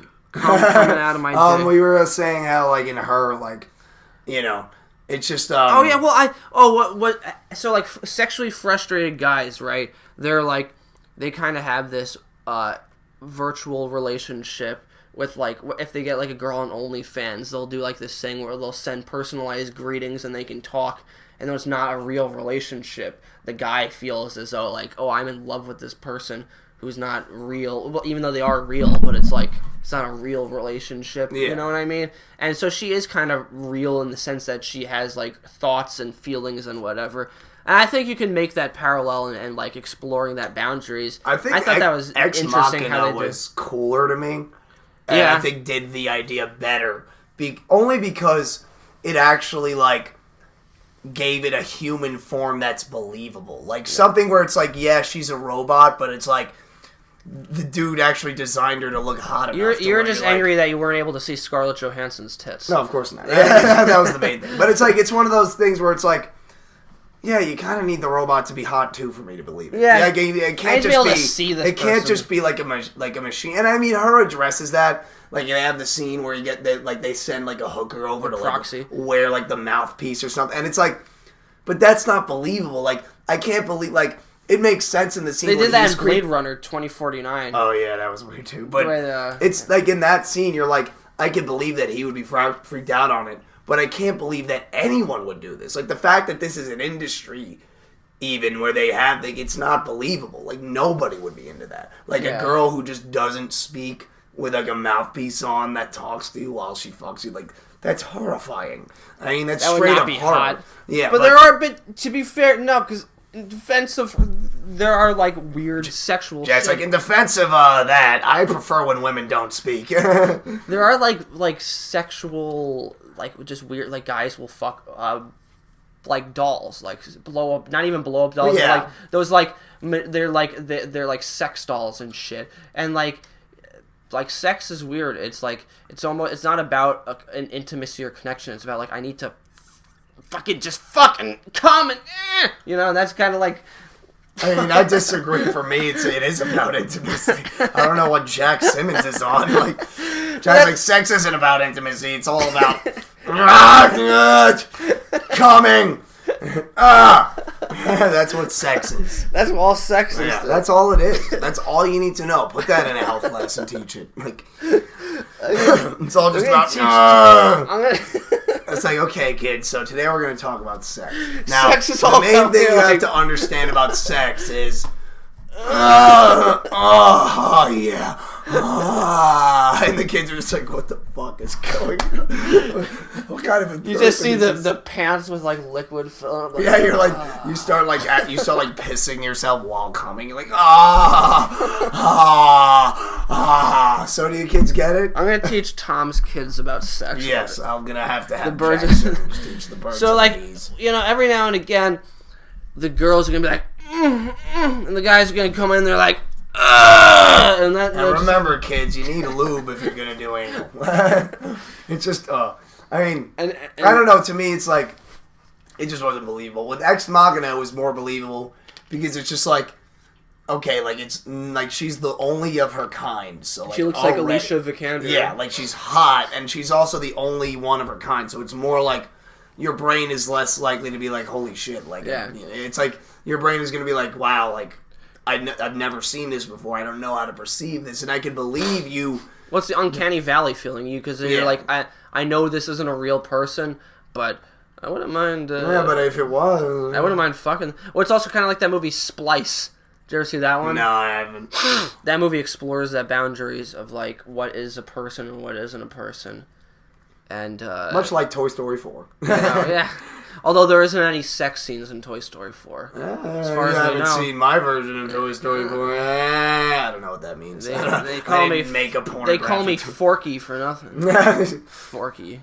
It's like, damn, so Betty's got a nice ass. I thought Toy Story 4 wasn't as good as the other three. I mean, I liked it. It's just I did too, but it's one of those things where it's impossible like, not to like it. It's fucking Toy Story. Like, it was just kind of unneeded. I was like, we didn't need this. Like, that's what I thought. Toy Story 3 ended perfectly. It's like, the ending of Toy Story 3 was he's passing it on to a new generation to appreciate the toys. Yeah, and he's moving on. He's giving it to her. Now she'll enjoy the toys. It's like, it comes full circle with the toy. And then we did not need Toy Story 4. Like, there was just no need to see any more happen. Like, it's like, I guess we needed to see what was. We need Key and Peele. I guess we needed Little Bo Peep to become badass in a movie so that we could show. Well, it's like we forgot about her. We forgot about feminism. Sorry, here it is. Well, because I did wonder, like, in Toy Story 3, I was like, where's Bo Peep? But it's like, I didn't really care at the end of the day because it's not. Like, I mean, the fact is, you didn't need her to make it the best. No, like, they explained it. They were like, oh, she was already given away. Yeah, and like, she was never the most interesting character in Toy Story. But also added to Woody in Toy Story 3. It added to his character because he was depressed because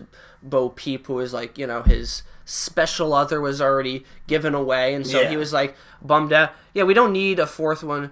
And when we don't need Key and Peele in Toy Story. You know? Yeah, it was just like, come on, guys. Yeah. Like, that's why we don't need that. Like, I'm like, get out of my childhood, you assholes. Yeah. Like, that's what I was saying. I was like, come on. Like, this is not for you guys. Do you have to show be in up. every movie, guys? Yeah, really. Like, dude, Key and Peele are in like everything. It's just like enough. Like, we've seen you. Like, enough. You can wear out your welcome as like an actor. Well, not even an actor, just as like what they're doing. Like, there's only so many times I can be like, oh, it's Key and Peele. Like, they're doing their whole little thing. It's like it's Key and Peele dropped into the movie. It's like after a while, it's like enough of that. Like, just do something else. Like, you could say because like in certain movies, like there's one of my favorite movies is Martin Scorsese's After Hours, and Cheech and Chong show up, but they're not Cheech and Chong. They're like playing characters, but they're essentially just, hey man, you know. I mean, even that's a little. It's like, come on, guys. But I like that because it was like an adult. That's still an adult. That's an adult movie. But it's also like, and it's also interesting because it's like a time capsule thing. You like it's like it just shows the time that this was like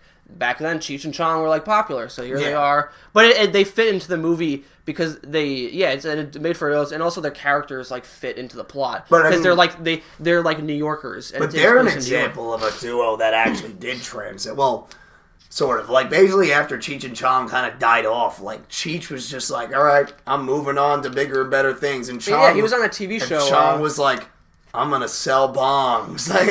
Cheech was on Nash Bridges, and Chong went to jail. Yeah, that's the thing, is like, yeah, they sort of transcended it, and then Chong was like, Cheech, man, can we please do some stuff again? Well, he was in that 70s show, though, for a while. Well, yeah, he was. He was a big character. He played Leo. Yeah, Tommy Chong. He was the funniest part of that show, I remember thinking. I mean, Mitch Hedberg was in that, too. Yeah, but he was only on for, like, an episode. Yeah, he was only in, like, one or two. But, I'm not a big fan of that 70s show. I gotta be honest with you. I never really fucked with it. I know. It's not one of the best shows, but it was still, like, an enjoyable show. People are like, but Mila Kunis is so hot. I'm like, is she? Like... How old was she? Like, I mean, she's fucking banging Mila Kunis. I don't know. I didn't find her that hot in that. Not maybe in that shot. She got hotter really after the show. Yeah, that's what I mean. Like now. No, she's now, but like back then, you watch it, you're like, she just looks like a younger version. Although there is an episode when Jackie and Donna it starts off and they just put on bathing suits and they're like, we're gonna go tanning, and then like Kelso and Eric and Hyde are looking in the mirror like, holy shit. And you know, like the thing, like, we gotta get these. Their writers are probably like, dude, we gotta get these people in bathing suits. Yeah, they're like, yo, they're like, we're not taking any advantage of how hot they are. We need to get them. We need to objectify them. We need to find like a script away for them to take off their clothes. Yeah, like that's kind of. Like, I got it. Let's just start the episode with that. That's really what happened, because it's like this person's hot. They did the same thing with like Christina Applegate in Married with Children. They would just like write like, now Christina Applegate does something hot because she's hot, and people are 12-year-olds are having a boner at home right now watching this. It's kind of, I mean, it's the Michael Bay style where it's literally just like, okay, like, Megan Fox. It's like, Megan, so your job here is to be a whore. You're supposed to be really hot. Just be as hot as you can. Like, don't really amp up the hotness. Don't act. Just be hot. Like, well, it's like that great line from 30 Rock when Jenna's like, we like talk like normal people. I forgot what it. Never mind. I'm gonna butcher the line. So it's reference like. No, but essentially it's like we need to like talk prettier. We're like, actors are just regular people who say things prettier than the average person. As like, that's the joke. Like, you know, like, I don't know. I'm butchering the fucking line. Sorry. Jack Simmons sucks. Yeah, Jack. I don't know about this. I don't know if it's working out. I might have to review your application again. Who would you replace me with? Manny? What a joke, right? Yeah, Devin, what a fucking loser. Alright, now don't say shit about my man Devin. He was on the show long before you were, man. Abe, more like Gabe. Oh, you know what? I'm gonna replace you with Dan Romano. Yo, where your thumbs in the base? Hey, let's get the hookers down here. It's like, this is not the type of show I was trying to. Oh, okay, here they are. Oh, they're sitting on my lap. Okay. Hey, we got strippers. This girl has AIDS. I'm in my 50s and I'm talking about pussy. It's totally cool, right? Not to shit on Dan Arana, but sort of to shit on him. It's alright.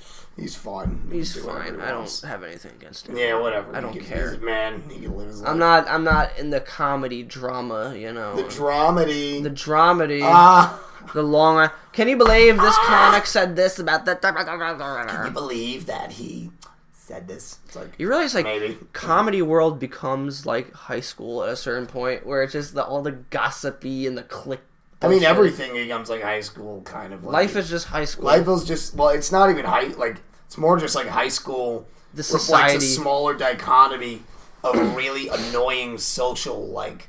cues and roles and cliques. Norms and... Yeah, like, it's basically just, like, high school, you get a smaller, savage version of what the adult world becomes, where it's, like, people just kind of, like, boy up with a clique. Yeah, dog eat dog, like... Winner takes all. Yeah, that type of thing, where it's, like, in high school, that's all just about being popular and cool, and you can write it off as, like, that shit doesn't matter. And it doesn't at that time. But then when you get older, it's like, shit, the world is like this. Like, this is how people behave. Like it sucks. Take the shit we do, right, as comedians.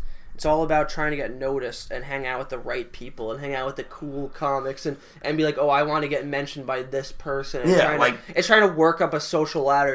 And there are people out there who are ladder climbers who just are out there just to... And they'll just only hang out with you if you're, like, at a level equal or above them. You know, they're just very, like, meticulous with that. I mean, it's like... Weird.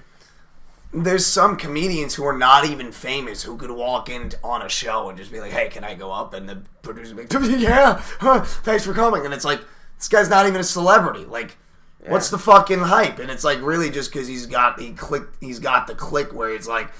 You know, people must think he has connections and must think be important. That, you know, he's like moving up or something, or that he has a reputation for being really good. But it's all just like, it's all just high school gossipy style shit.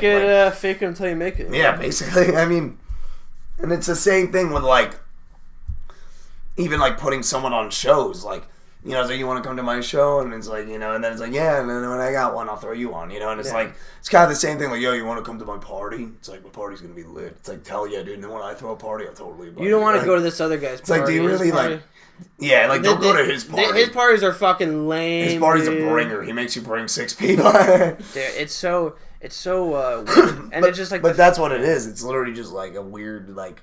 culture of coolness. It's all just about who's cool. Like, it's about who's cool and who's not cool. Yeah, who's in and who's out. Yeah, pretty much. And that's all it comes down. And it's like you see that, and it's not. And it's not just that. It's not just comedy. Of course not. It's everything. Even in the business world. The business world is weird. The business world is even worse what's because weird it's vicious. But what's weird with the business world also is that they have this thing where they have this role of mentor and protege. Of, like, a lot of people who are in business are like, this person's my mentor, and he's shown me the ways of business, and they have, like, this, it's like this weird fraternal relationship. Like, what did he show you? How to, like, file paperwork and shit? Like, well, it's certain corporations and firms, if you look, like, it's like, they live like this, like, fraternal bond or something. It's very strange. It might help them work, but it's like, it might inspire you to work, to feel like, if you feel like you're working your way up in a merit system, it might inspire you to work harder. So there's good things about it. You know, I'm not saying life should objectively not be like this. I'm just saying there's annoying things. I'm just saying most guys that work in finance are absolute assholes. Yes. I remember... I noticed a finance background in your application. Yeah, just talk over what I'm saying. That's you're the new host. I can do whatever the fuck I want. You know, sure. It's not like, you know, I'm not the guest or anything. All right, go on. What I was saying, when I went to one of your shows, the last show I went to at Broadway, there's like these finance douchebags, and I just knew that they were in business because I was just like looking at them.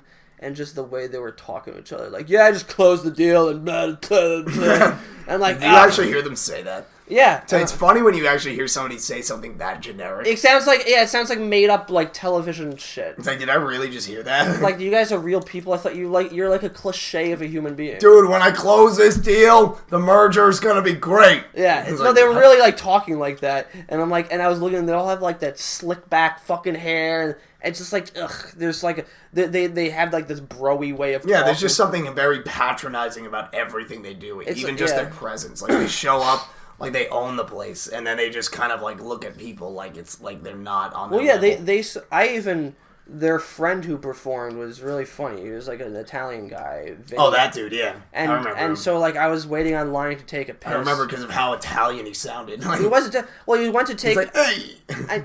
So I went to take a piss on the fucking long line at Broadway Comedy Club, and the guy walked by me, and so I said, "Oh, hey, nice job out there," and then he's like, "Oh, thanks, man." And then his friends were like, "Yeah, he's got a really big cock too." Like, what are you doing? 7th graders. Like, are you serious? Yeah, he has a huge dick. All I said was, "Hey, nice job," and the guy's like, "What are you, a fag? What do you want to suck his cock?" Are you serious? Fucking what? Like, are you really this person? You know, how do you exist? How are you real? Yeah. It's all like the douchey frat boys that went to Delta Kappa Phi and like yo, what fucking bleh! and so that's what they do once they graduate. Well, yeah, and that's what frats are for. Frats are supposed to breed that. Like, you only really join a frat certain like frats you join a frat like to party, but like once you're halfway in it, like.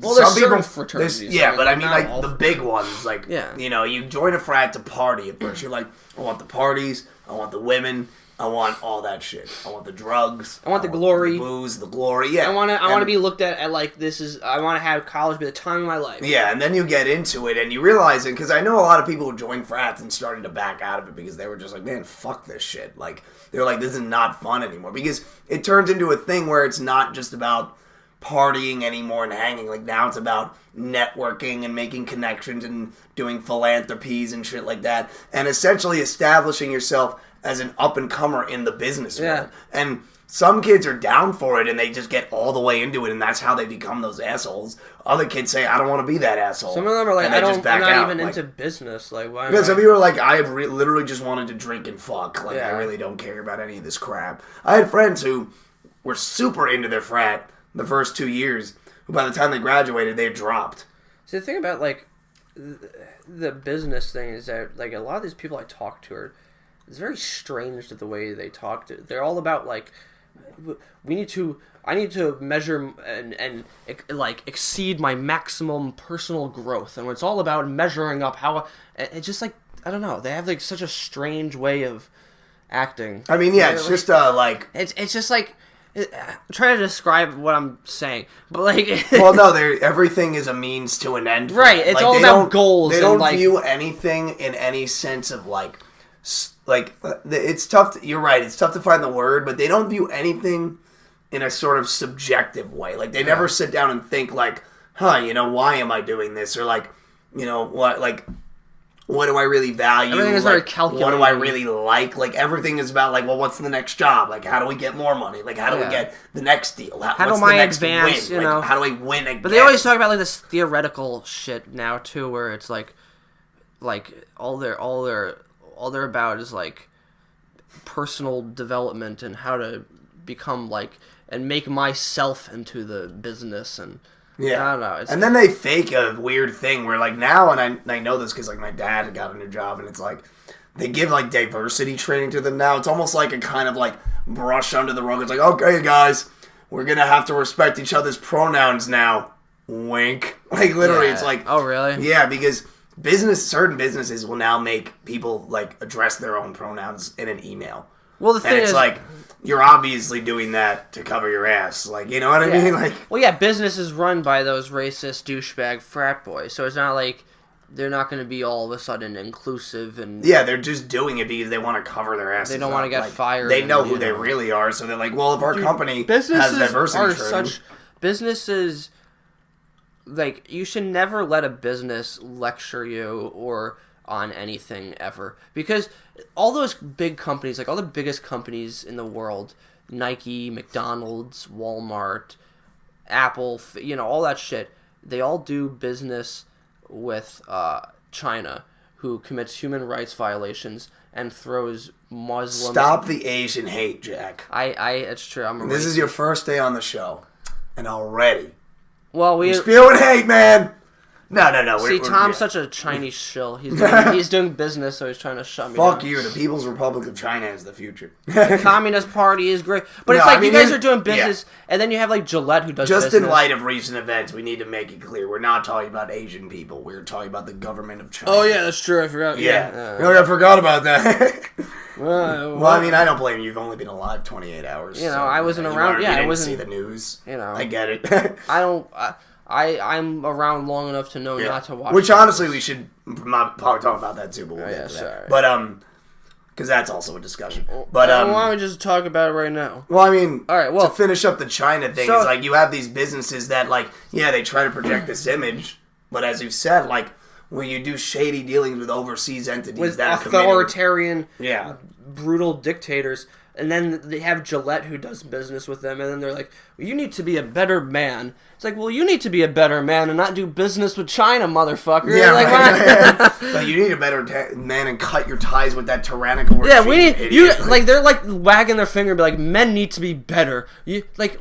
Fuck you! Yeah. You guys are evil. They're like, I don't respect anybody who doesn't honestly work their way to the top. And I'm like, you should kill yourself. Yeah. Like, you are a liar, you are a thief, and you have cheated, like all of you do, and you're hurting people. And the Chinese Communist Party can suck a dick. Anyway, let's move on, because I do want to talk. That's a good point we should talk about. It's kind of sad, because me and other people have made the same joke about it, which is that, like, oh wow, America's back, we have more mass shootings. Yeah, it's starting to get old. Like, I at first, like, I would see Norman tweet it, like, oh, we're back to shootings. It's like, haha. But then it's like, you see, like, everybody tweet it, and you're like, we got it. Maybe it wasn't even that funny. Like, no, it's not that funny. I mean, what I think is interesting about it is, like, just sort of like how people are like, that's it, shootings are back, they're everywhere. It's like, there was like one. You know what I mean? Like, this is a big country. You know what I mean? Like, one shooting in the span of a few months is good for us. But, well, there's been others. There was another one, like, right after. That one was actually, might have been worse, but different story for a different day. But, it all comes down to a bunch of, like... I just made the joke where I'm like, you know what sucks about this? Proves that Asian people don't know karate by default. Sorry, that's fucked up. But yeah, it's just kind of, I think that also they do. You know? Yeah, and also they just were off guard that time. Like, caught them lacking, but it's not usually like that. But like, I don't know, man. The thing is, it's just what's really pathetic about this country is that, like, not just shootings, but the conversations about shootings have become boring. Yeah. It's like the fact that a mass shooting and, like, a conversation regarding how do we stop mass shootings has become boring because it's become so cyclical and predictable. It's like, we're such a go-nowhere country. Yeah, nothing ever happens. Nothing changes. Everything is blocked off by bullshit and red tape. The only thing, like, we produce anymore are mass shooters. Yeah, pretty much. Like, the only thing we produce are people who are so mentally unresolved that they want to kill. Like, dude, our culture used to be like apple pie and baseball and rock and roll and television, all that shit. Now our culture is mass shootings and conspiracy theories. I mean, it's literally that's American culture. Yeah, because, like, I think you just hit a peak with, and it's not to sound like a Marxist here, but I think you do really hit a peak with capitalism after a while, where it's like, all right, like, where does this go? Like, we're just making more money, everything's getting more expensive, we're just building more shit, but, like, for what? Like, what are we building towards? Like, we don't build this country. Goal? Is it just about get more money? Is it just about get more rich, get more stuff? And, like, I think that's partly what drives people insane, is, like, there's no way to garner a sense of purpose in this nation anymore, because there's no national identity. Like, everybody disagrees about everything, and everyone considers themselves alienated from certain parts of the nation, both geographically and demographically. Yeah. It's like, it's sad. And I mean, the thing about this one is, like, people are trying to argue whether or not it was a hate crime.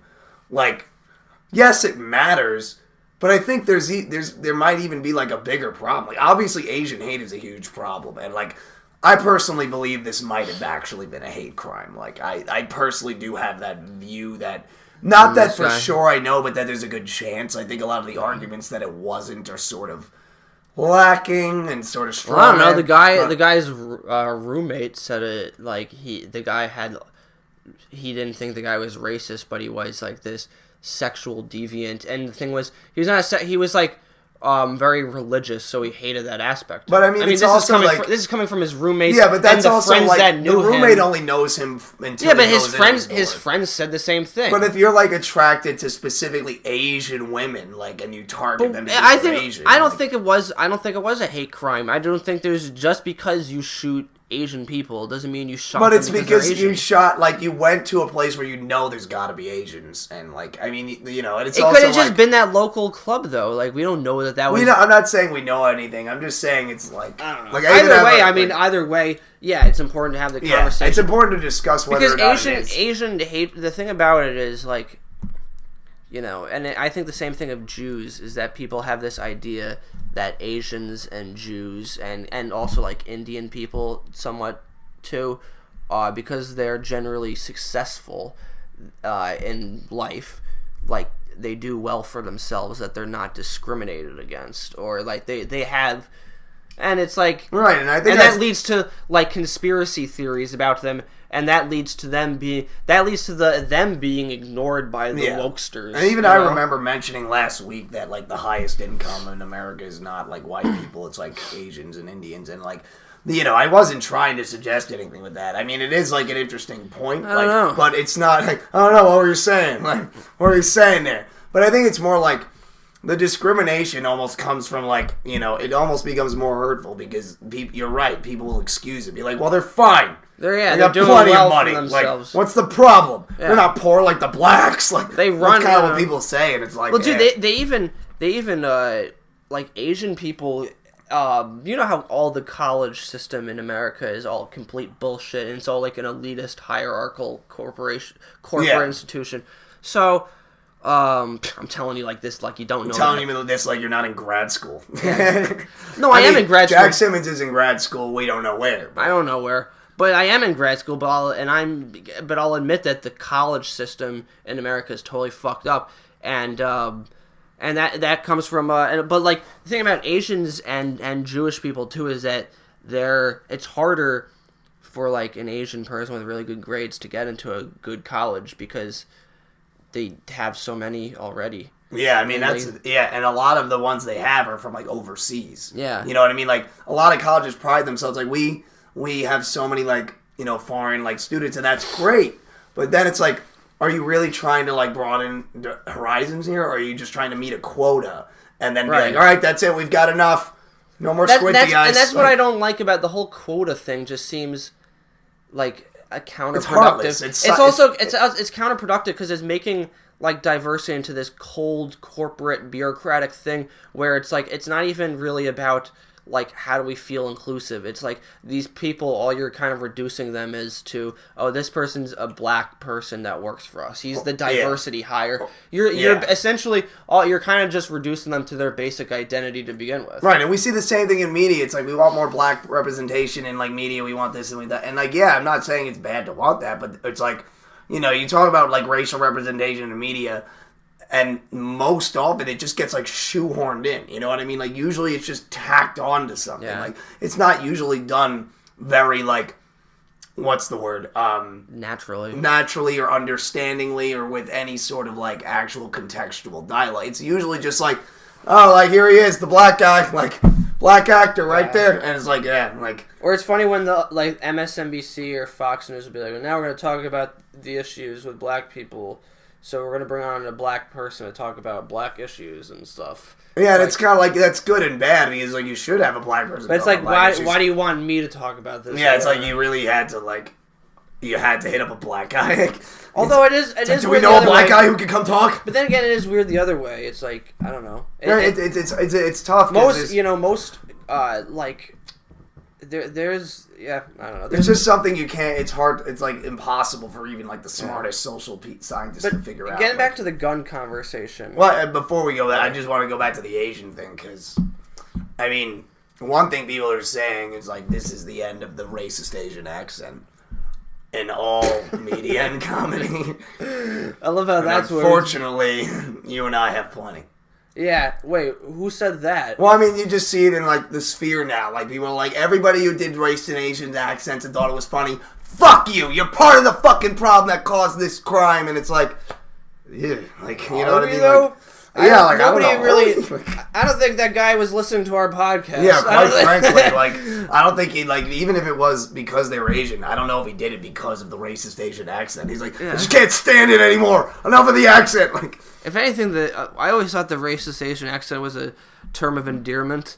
I mean, I just always, like, it was really never, it was more just about the L's and the R's. Like, if it wasn't, like, because, you know, you could do it. You don't think like, yeah.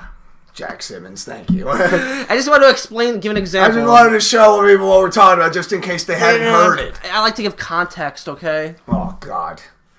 Good God. Are you really that worried? Quite frankly. Are you that worried that I just did a bunch of gibberish? You know what? Quite frankly, I'm appalled. I'm appalled at the devilishness of your behavior.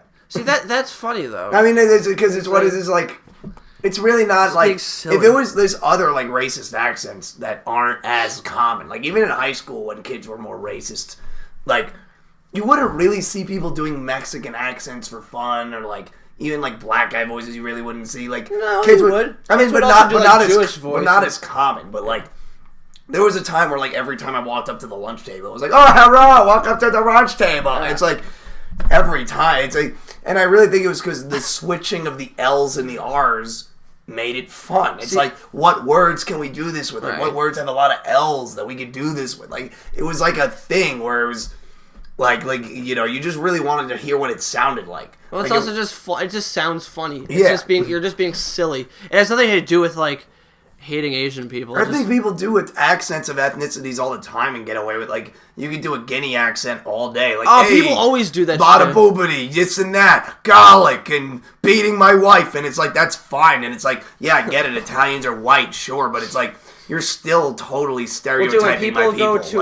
When people go to Italian restaurants, like, non-Italians, like, hey, what are you gonna get, huh? And the thing is, like, imagine you walked into, like, a Popeyes and you're like, hey, what's going on, man? How's it going, hey, what's up, Chad? Yeah, like, it'd be fucked up. But the thing is, like, people do that with, like, Jewish accents. They're like, oh, yeah, how you doing, guys? And, you know, they just, like, people like to do the stereotypical accents because they're funny. We don't necessarily mean that. It's just a joke. I don't think that's the problem. I mean, I like the way I see it is like when I do an impression of my friend, like in front of my friend, like sometimes they'll get upset. They'll be like, "You think I sound like that?" I'm like, "Dude, I love you. Come on!" Like that's why I'm doing it. It's like because I know you so well that I know your quirks now, and I like know what you sound like, and it's funny.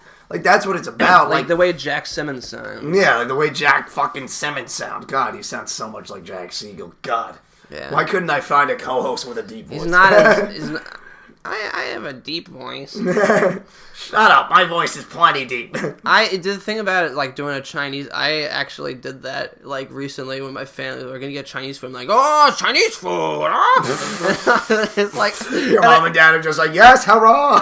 I was just like, I knew it was like, I just wanted to be fun for the family. But the thing was, I was like in a silly mood, and I just wanted to be as over the top as possible, just because it was funny. Just because it's like, I know that it's stupid. I mean, I would argue. I know that it's offensive, too. Yeah. And I mean, and I would argue that in that moment, like, it's you fucking really funny. didn't hurt anybody. No, it's just I'm just being stupid. Yeah, just for the sake of being, you know, I wouldn't go out to, like, an Asian person and do that. Yeah, I wouldn't, like you know, like, unless he was my friend. Like, if I had an Asian person who was a best friend, maybe. Like, you wouldn't go out to, like, a Chinese restaurant and be like, hello! Yeah, it's like, hello, I will have the fly rice and the chicken chow. It's like, yeah. Just get your ass kicked with, like, karate judo chows. Like, it's like Bruce Lee comes out, he's like, ah! Breaks your nose. Like, oh! It's like you see him and he's running, like, you know the anime when a person's just, like, standing still but has, like, the flashing lights by the way. Right. I had a really fucked up joke I was working on that I decided to shelve where I was basically just like, at least the Asians aren't going to riot because it'd be really scary if people doing Liu Kang bicycle kicks through a CVS window. Like, but, yeah, you know what? Like, I think it's all, like, making fun of your friends is, like, to me, it's, like, it's an essential part of the colloquial bond of friendship. It's like, you know each other well enough to make fun to poke fun at each other. And it's like, I guess the point is, like, people are like, well, we don't, you know, racially in America, we're not at that level. You know, we're not, like... But that's friends. But I don't know if that's true. Like, well, that's such a generalization of it. Yeah, you like, can't say that about... Who are you talking about? You can't say that about... You're talking about every single person in the United States. The thing is like... not everything. I hate one of the words that I hate the most now is shaming, because they use that all the time about everything, and to me, like, shaming, what I always thought about was, like, making fun of something that somebody can't control, like a stutter, or, like, something like that. Or, like, a weight problem due to a health issue. Yeah, it's like that, like, yeah, that's not, but, like, I follow this Instagram page called Influencers in the Wild, where they, like, videotape influencers looking like assholes out in public, and so this woman was out in public, and she was, like out on a beach, and she was taking a picture of her asshole, like, with a camera like this. God. And people were filming that, and I was just like, wow, look, what an asshole. And, like, this woman was like, I can't believe people are shaming this woman for doing that. I'm like, we're not shaming her, though. We're making fun of her because she's stupid. I mean, I'm kind of shaming you. You're filming your asshole in public. Like, what's wrong with what the fuck shame? Are you doing? Like, you need shame. No, quite frankly, like, some shit should be kind of seen as, like, dick. Like, I mean, like, yeah, don't shame people for shit they can't control, but, like, if you're filming your asshole in public, like, no, I think you deserve to be shamed for that. That's gross. It's kind of the indecent exposure, which makes it sort of illegal, and, like, it's just kind of like... she was wearing, like, a thong. But, like, the thing is, it also is, like, shame... You're not... If somebody goes out and does something stupid, and I'm like, wow, what an idiot. Look at this stupid person looking like a fucking idiot. Well, am I shaming that person? Or I'm just saying... What a fucking idiot. I mean, honestly, but, like, sometimes... Is that what shaming means? Because if that's what shaming means, then... fuck it, I guess some shaming is okay. Well, I was gonna say, no, actually, sometimes being ashamed is fucking good. You need to shame, I crashed my car, after driving under the influence, and, like, if I honestly told you I wasn't ashamed of it, I would be some kind of asshole. Like, you need to have some shame. You need to be ashamed of things because you need to have a standard for behavior. Like, you need to have a way to say, like, no, this is dick what you're doing. You can't just go out. Imagine a dude, like, I don't think that she would have, imagine a dude went out there and was just, like, wearing his boxers off and he was like, no, he, like, took his pants and he just put his phone, like, this is my dick. Yeah. And, like, would you really be like, the thing was, that some people were like, oh my god, work it, girl. It's like, you're such a binary person. You're just defending her because she's a woman and you feel like she's like... And also, what does work it mean? It's like, yeah, sexualize yourself. Yeah. Well, somebody was like, all she's just trying to do is work. And I'm like, work? She's taking a photo of her asshole. Is that really what a job is? Yeah, this is not a job. Like, is that really what even if you make money, it's like, that's not a job. Like, you're just fucking... You're basically just a marketing ploy. Well, here's the thing. I was thinking about, like, jobs and careers, and I think... You can measure the importance of a career or a job by how it would change the world if you took away all of that job, right? Yeah. So it's like, if you took away doctors, like, that would suck. If you took away teachers, we all know you're not educating your fucking little brats. Yeah. If you took away, artists, we wouldn't have any movies or whatever, music, whatever, that would suck. If you took away influencers... I don't know, we'd go back to a few years ago before they were a thing. We'd pretty much just be the same, but without these annoying teenagers making money for doing nothing. And honestly, I feel like that would make the world a better place. I think it is better, because I think what they do is kind of like... I think it's not good for... Dude, like, it's promoting a culture that values hedonism and, like, being vapid and shallow and stupid, and it's showing people that you don't need to have any sort of talent or anything interesting about you at all. All you need to do is be hot, and you can make money. And I think that's the peak of what American culture hit now. That's so sad. That's like what people seek now. Like, the only thing that gets anyone's attention anymore is genuine, like, shock value and or just, like, whatever you want to call it, shit that you can, like, reciprocate. Like, you see someone shaking your ass and you're just like, yeah, go girl. Like, you don't want to think about how truly, like, meaningless the action is and how it truly shows nothing about your humanity or who you are, and, like, but you just want to hype it up. You're making that for some sexually frustrated man. You want to believe that life is that simple. You want to believe that you can just go out and be like, yeah, life is all about just shake your ass and drink and do whatever you want and be you. And it's like,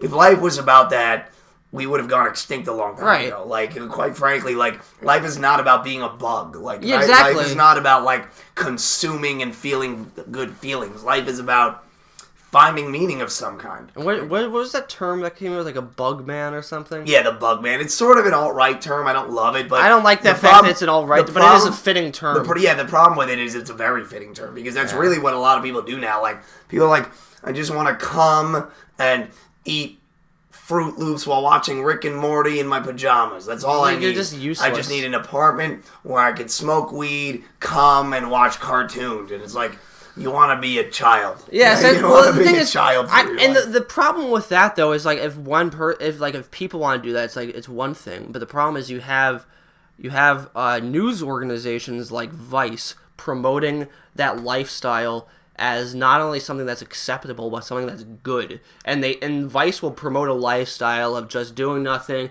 but taking drugs and drinking and partying and having as much sex as you want, because life is short. And Yas Queen, and do whatever the fuck you want, because life is short, and fuck the patriarchy. And like, that's not a way to live. You can't. Yeah. You have to have some like and those things standards. Don't even connect. You have to have like some sort of standards. It's like fuck the patriarchy, so you turn yourself into a sexual object at will. That makes no sense. Yeah. Like, you're like, fuck the patriarchy. I'm just gonna do something that would make every man. I can objectify myself, so you can't objectify me. Quite frankly, I don't need you to think I'm sexy, and I'm just like, yeah, okay, sure, whatever you say. Yeah, I'm cool with that. You don't need me to. Like, that's all it is. Well, like, the thing is, it's just weird. It's like, I'm going to objectify myself so that you can't objectify me. It's like you're just doing half the work for me. Yeah, like, we're still going to objectify you, trust me. It's like you're just honestly cutting out the middleman. Like, you're basically just doing the extra work and, like, allowing me to completely indulge in it. You see like photos of these people, and also I know we talk about women, but there's just as much guys that are influenced. Not as much. Oh yeah, no. But honestly, there's a lot of guys. The male influencers are almost worse because they're not even like sexy. I mean, that's the thing. It's like they're literally just doing bullshit. Well, I mean, if I was a woman or a gay guy, maybe I'd find them more attractive. You know. Jack Simmons is not. Jack Simmons is a straight. I'm super straight. Oh, there we go. Now you're all right. Now we're back. You're good. All right. My co-host is here. Super straight. Yeah. There we go. That's it. But God, we're such assholes. Yeah. But yeah, it just becomes this thing where you get to a point where you say like freedom is good, you know, individuality is good, and self-expression is good, but standards are also exactly. Good. Like, I always refer to that episode of Seinfeld when Jerry's on the subway with a nudist, and the nudist, and so he's like, the nudist is like, you know, like Jerry is like, what are you doing? And the nudist is like, well, yeah, well, I'm not ashamed of my body, and he's like, well, that's a problem. You should be. It's like that's how I feel a lot about it. I'm like, I saw a picture and it was like the front page of the New York Times art section, right? And it was this burlesque dancer. It was like this terrible body, although she's proud of it probably, and she's just like not wearing anything. It's like, dude, like, come on, have some self-respect. I mean, that's the thing, and then you don't even get mad. You feel bad. You have to like, even if it's like, do you have to shove like, okay, like you're proud of your body, good, but just like, do you have to just like shove everything about you into everybody's face all the time? And also, is this the only thing about you? Yeah, like that's another thing. When WAP came out, like people would tweet like, I get so much satisfaction seeing all these cis white men who are just mad at Cardi B. It's like, nobody's mad at Cardi B. Yeah. We just feel bad for her. It's like just the fact that this is really how she sees herself. Well, I was like mad. I was not mad. I was like, I was like disappointed in society. Well, it makes you feel bad. You're just like, I can't believe that not only people like this woman views her peak performance as this, but that society is just thumbs upping it. Well, like, that also makes me feel sad because when that came out, that made me feel old. You know what I mean? Because I was like, for the first time, I was like, feel like an old person. I was watching this. I was like, is this what the kids are listening to? This is shit.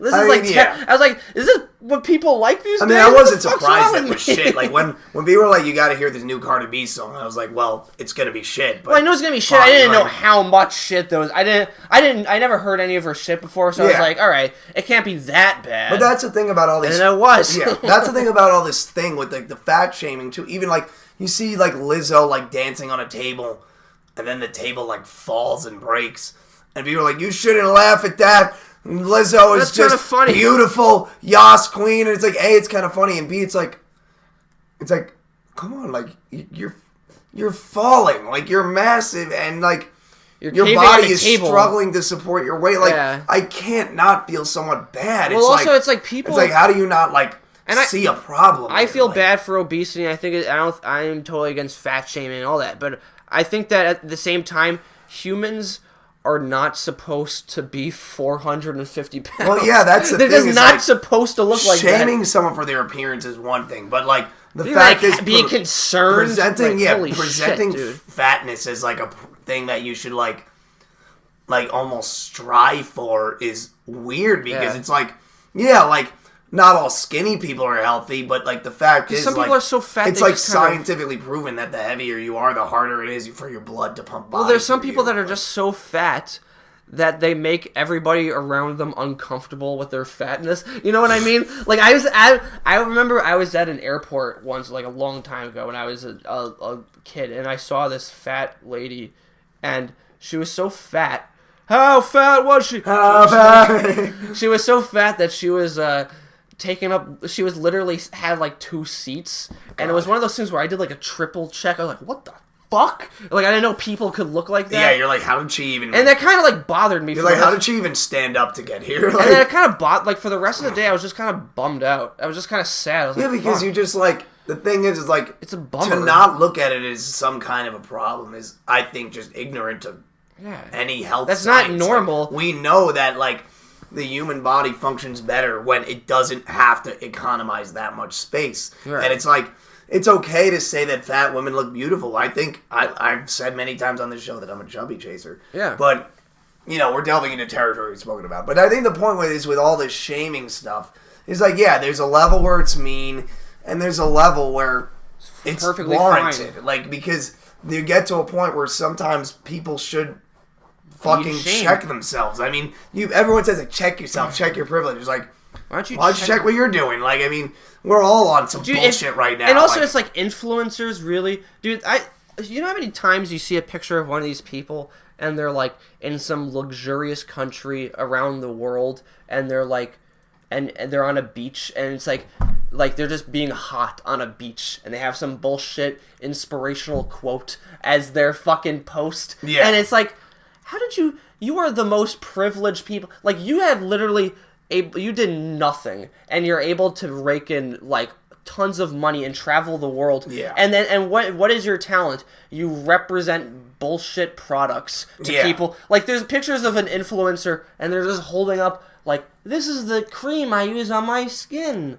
And then they make like fucking boatloads of money, and they're like, I'm in Thailand. I'm in Fiji. It's like, fuck you. Yeah, man. You are a piece of shit. I mean, and you contribute nothing of value to society. And it's weird that something like Vice promotes this. And now people are gonna be like, well, now what are you, like a misogynist? Because I'm not even saying about women. I'm saying about men and women influencers. And that's a problem too, is that everything becomes like a right-left issue. Yeah, and it's also like so easy to look at this black and white. People will be like, well, you're just not supporting like, you know, whatever. And it's like, well, think about it. Like, if you support what influencers do, you're supporting effectively the worst things about capitalism. Yeah. And you're supposed to be a fucking communist. Like, these people who are self-identified Marxists who share this shit. It's like, you guys are fucking idiots. If anybody should not have, like, money, or anybody should... People, because they used to it's weird how it's gone full 60, and we talked about this last week with the whole Paris Hilton thing. Yeah. People are even, like, on side with, like, Kardashians, because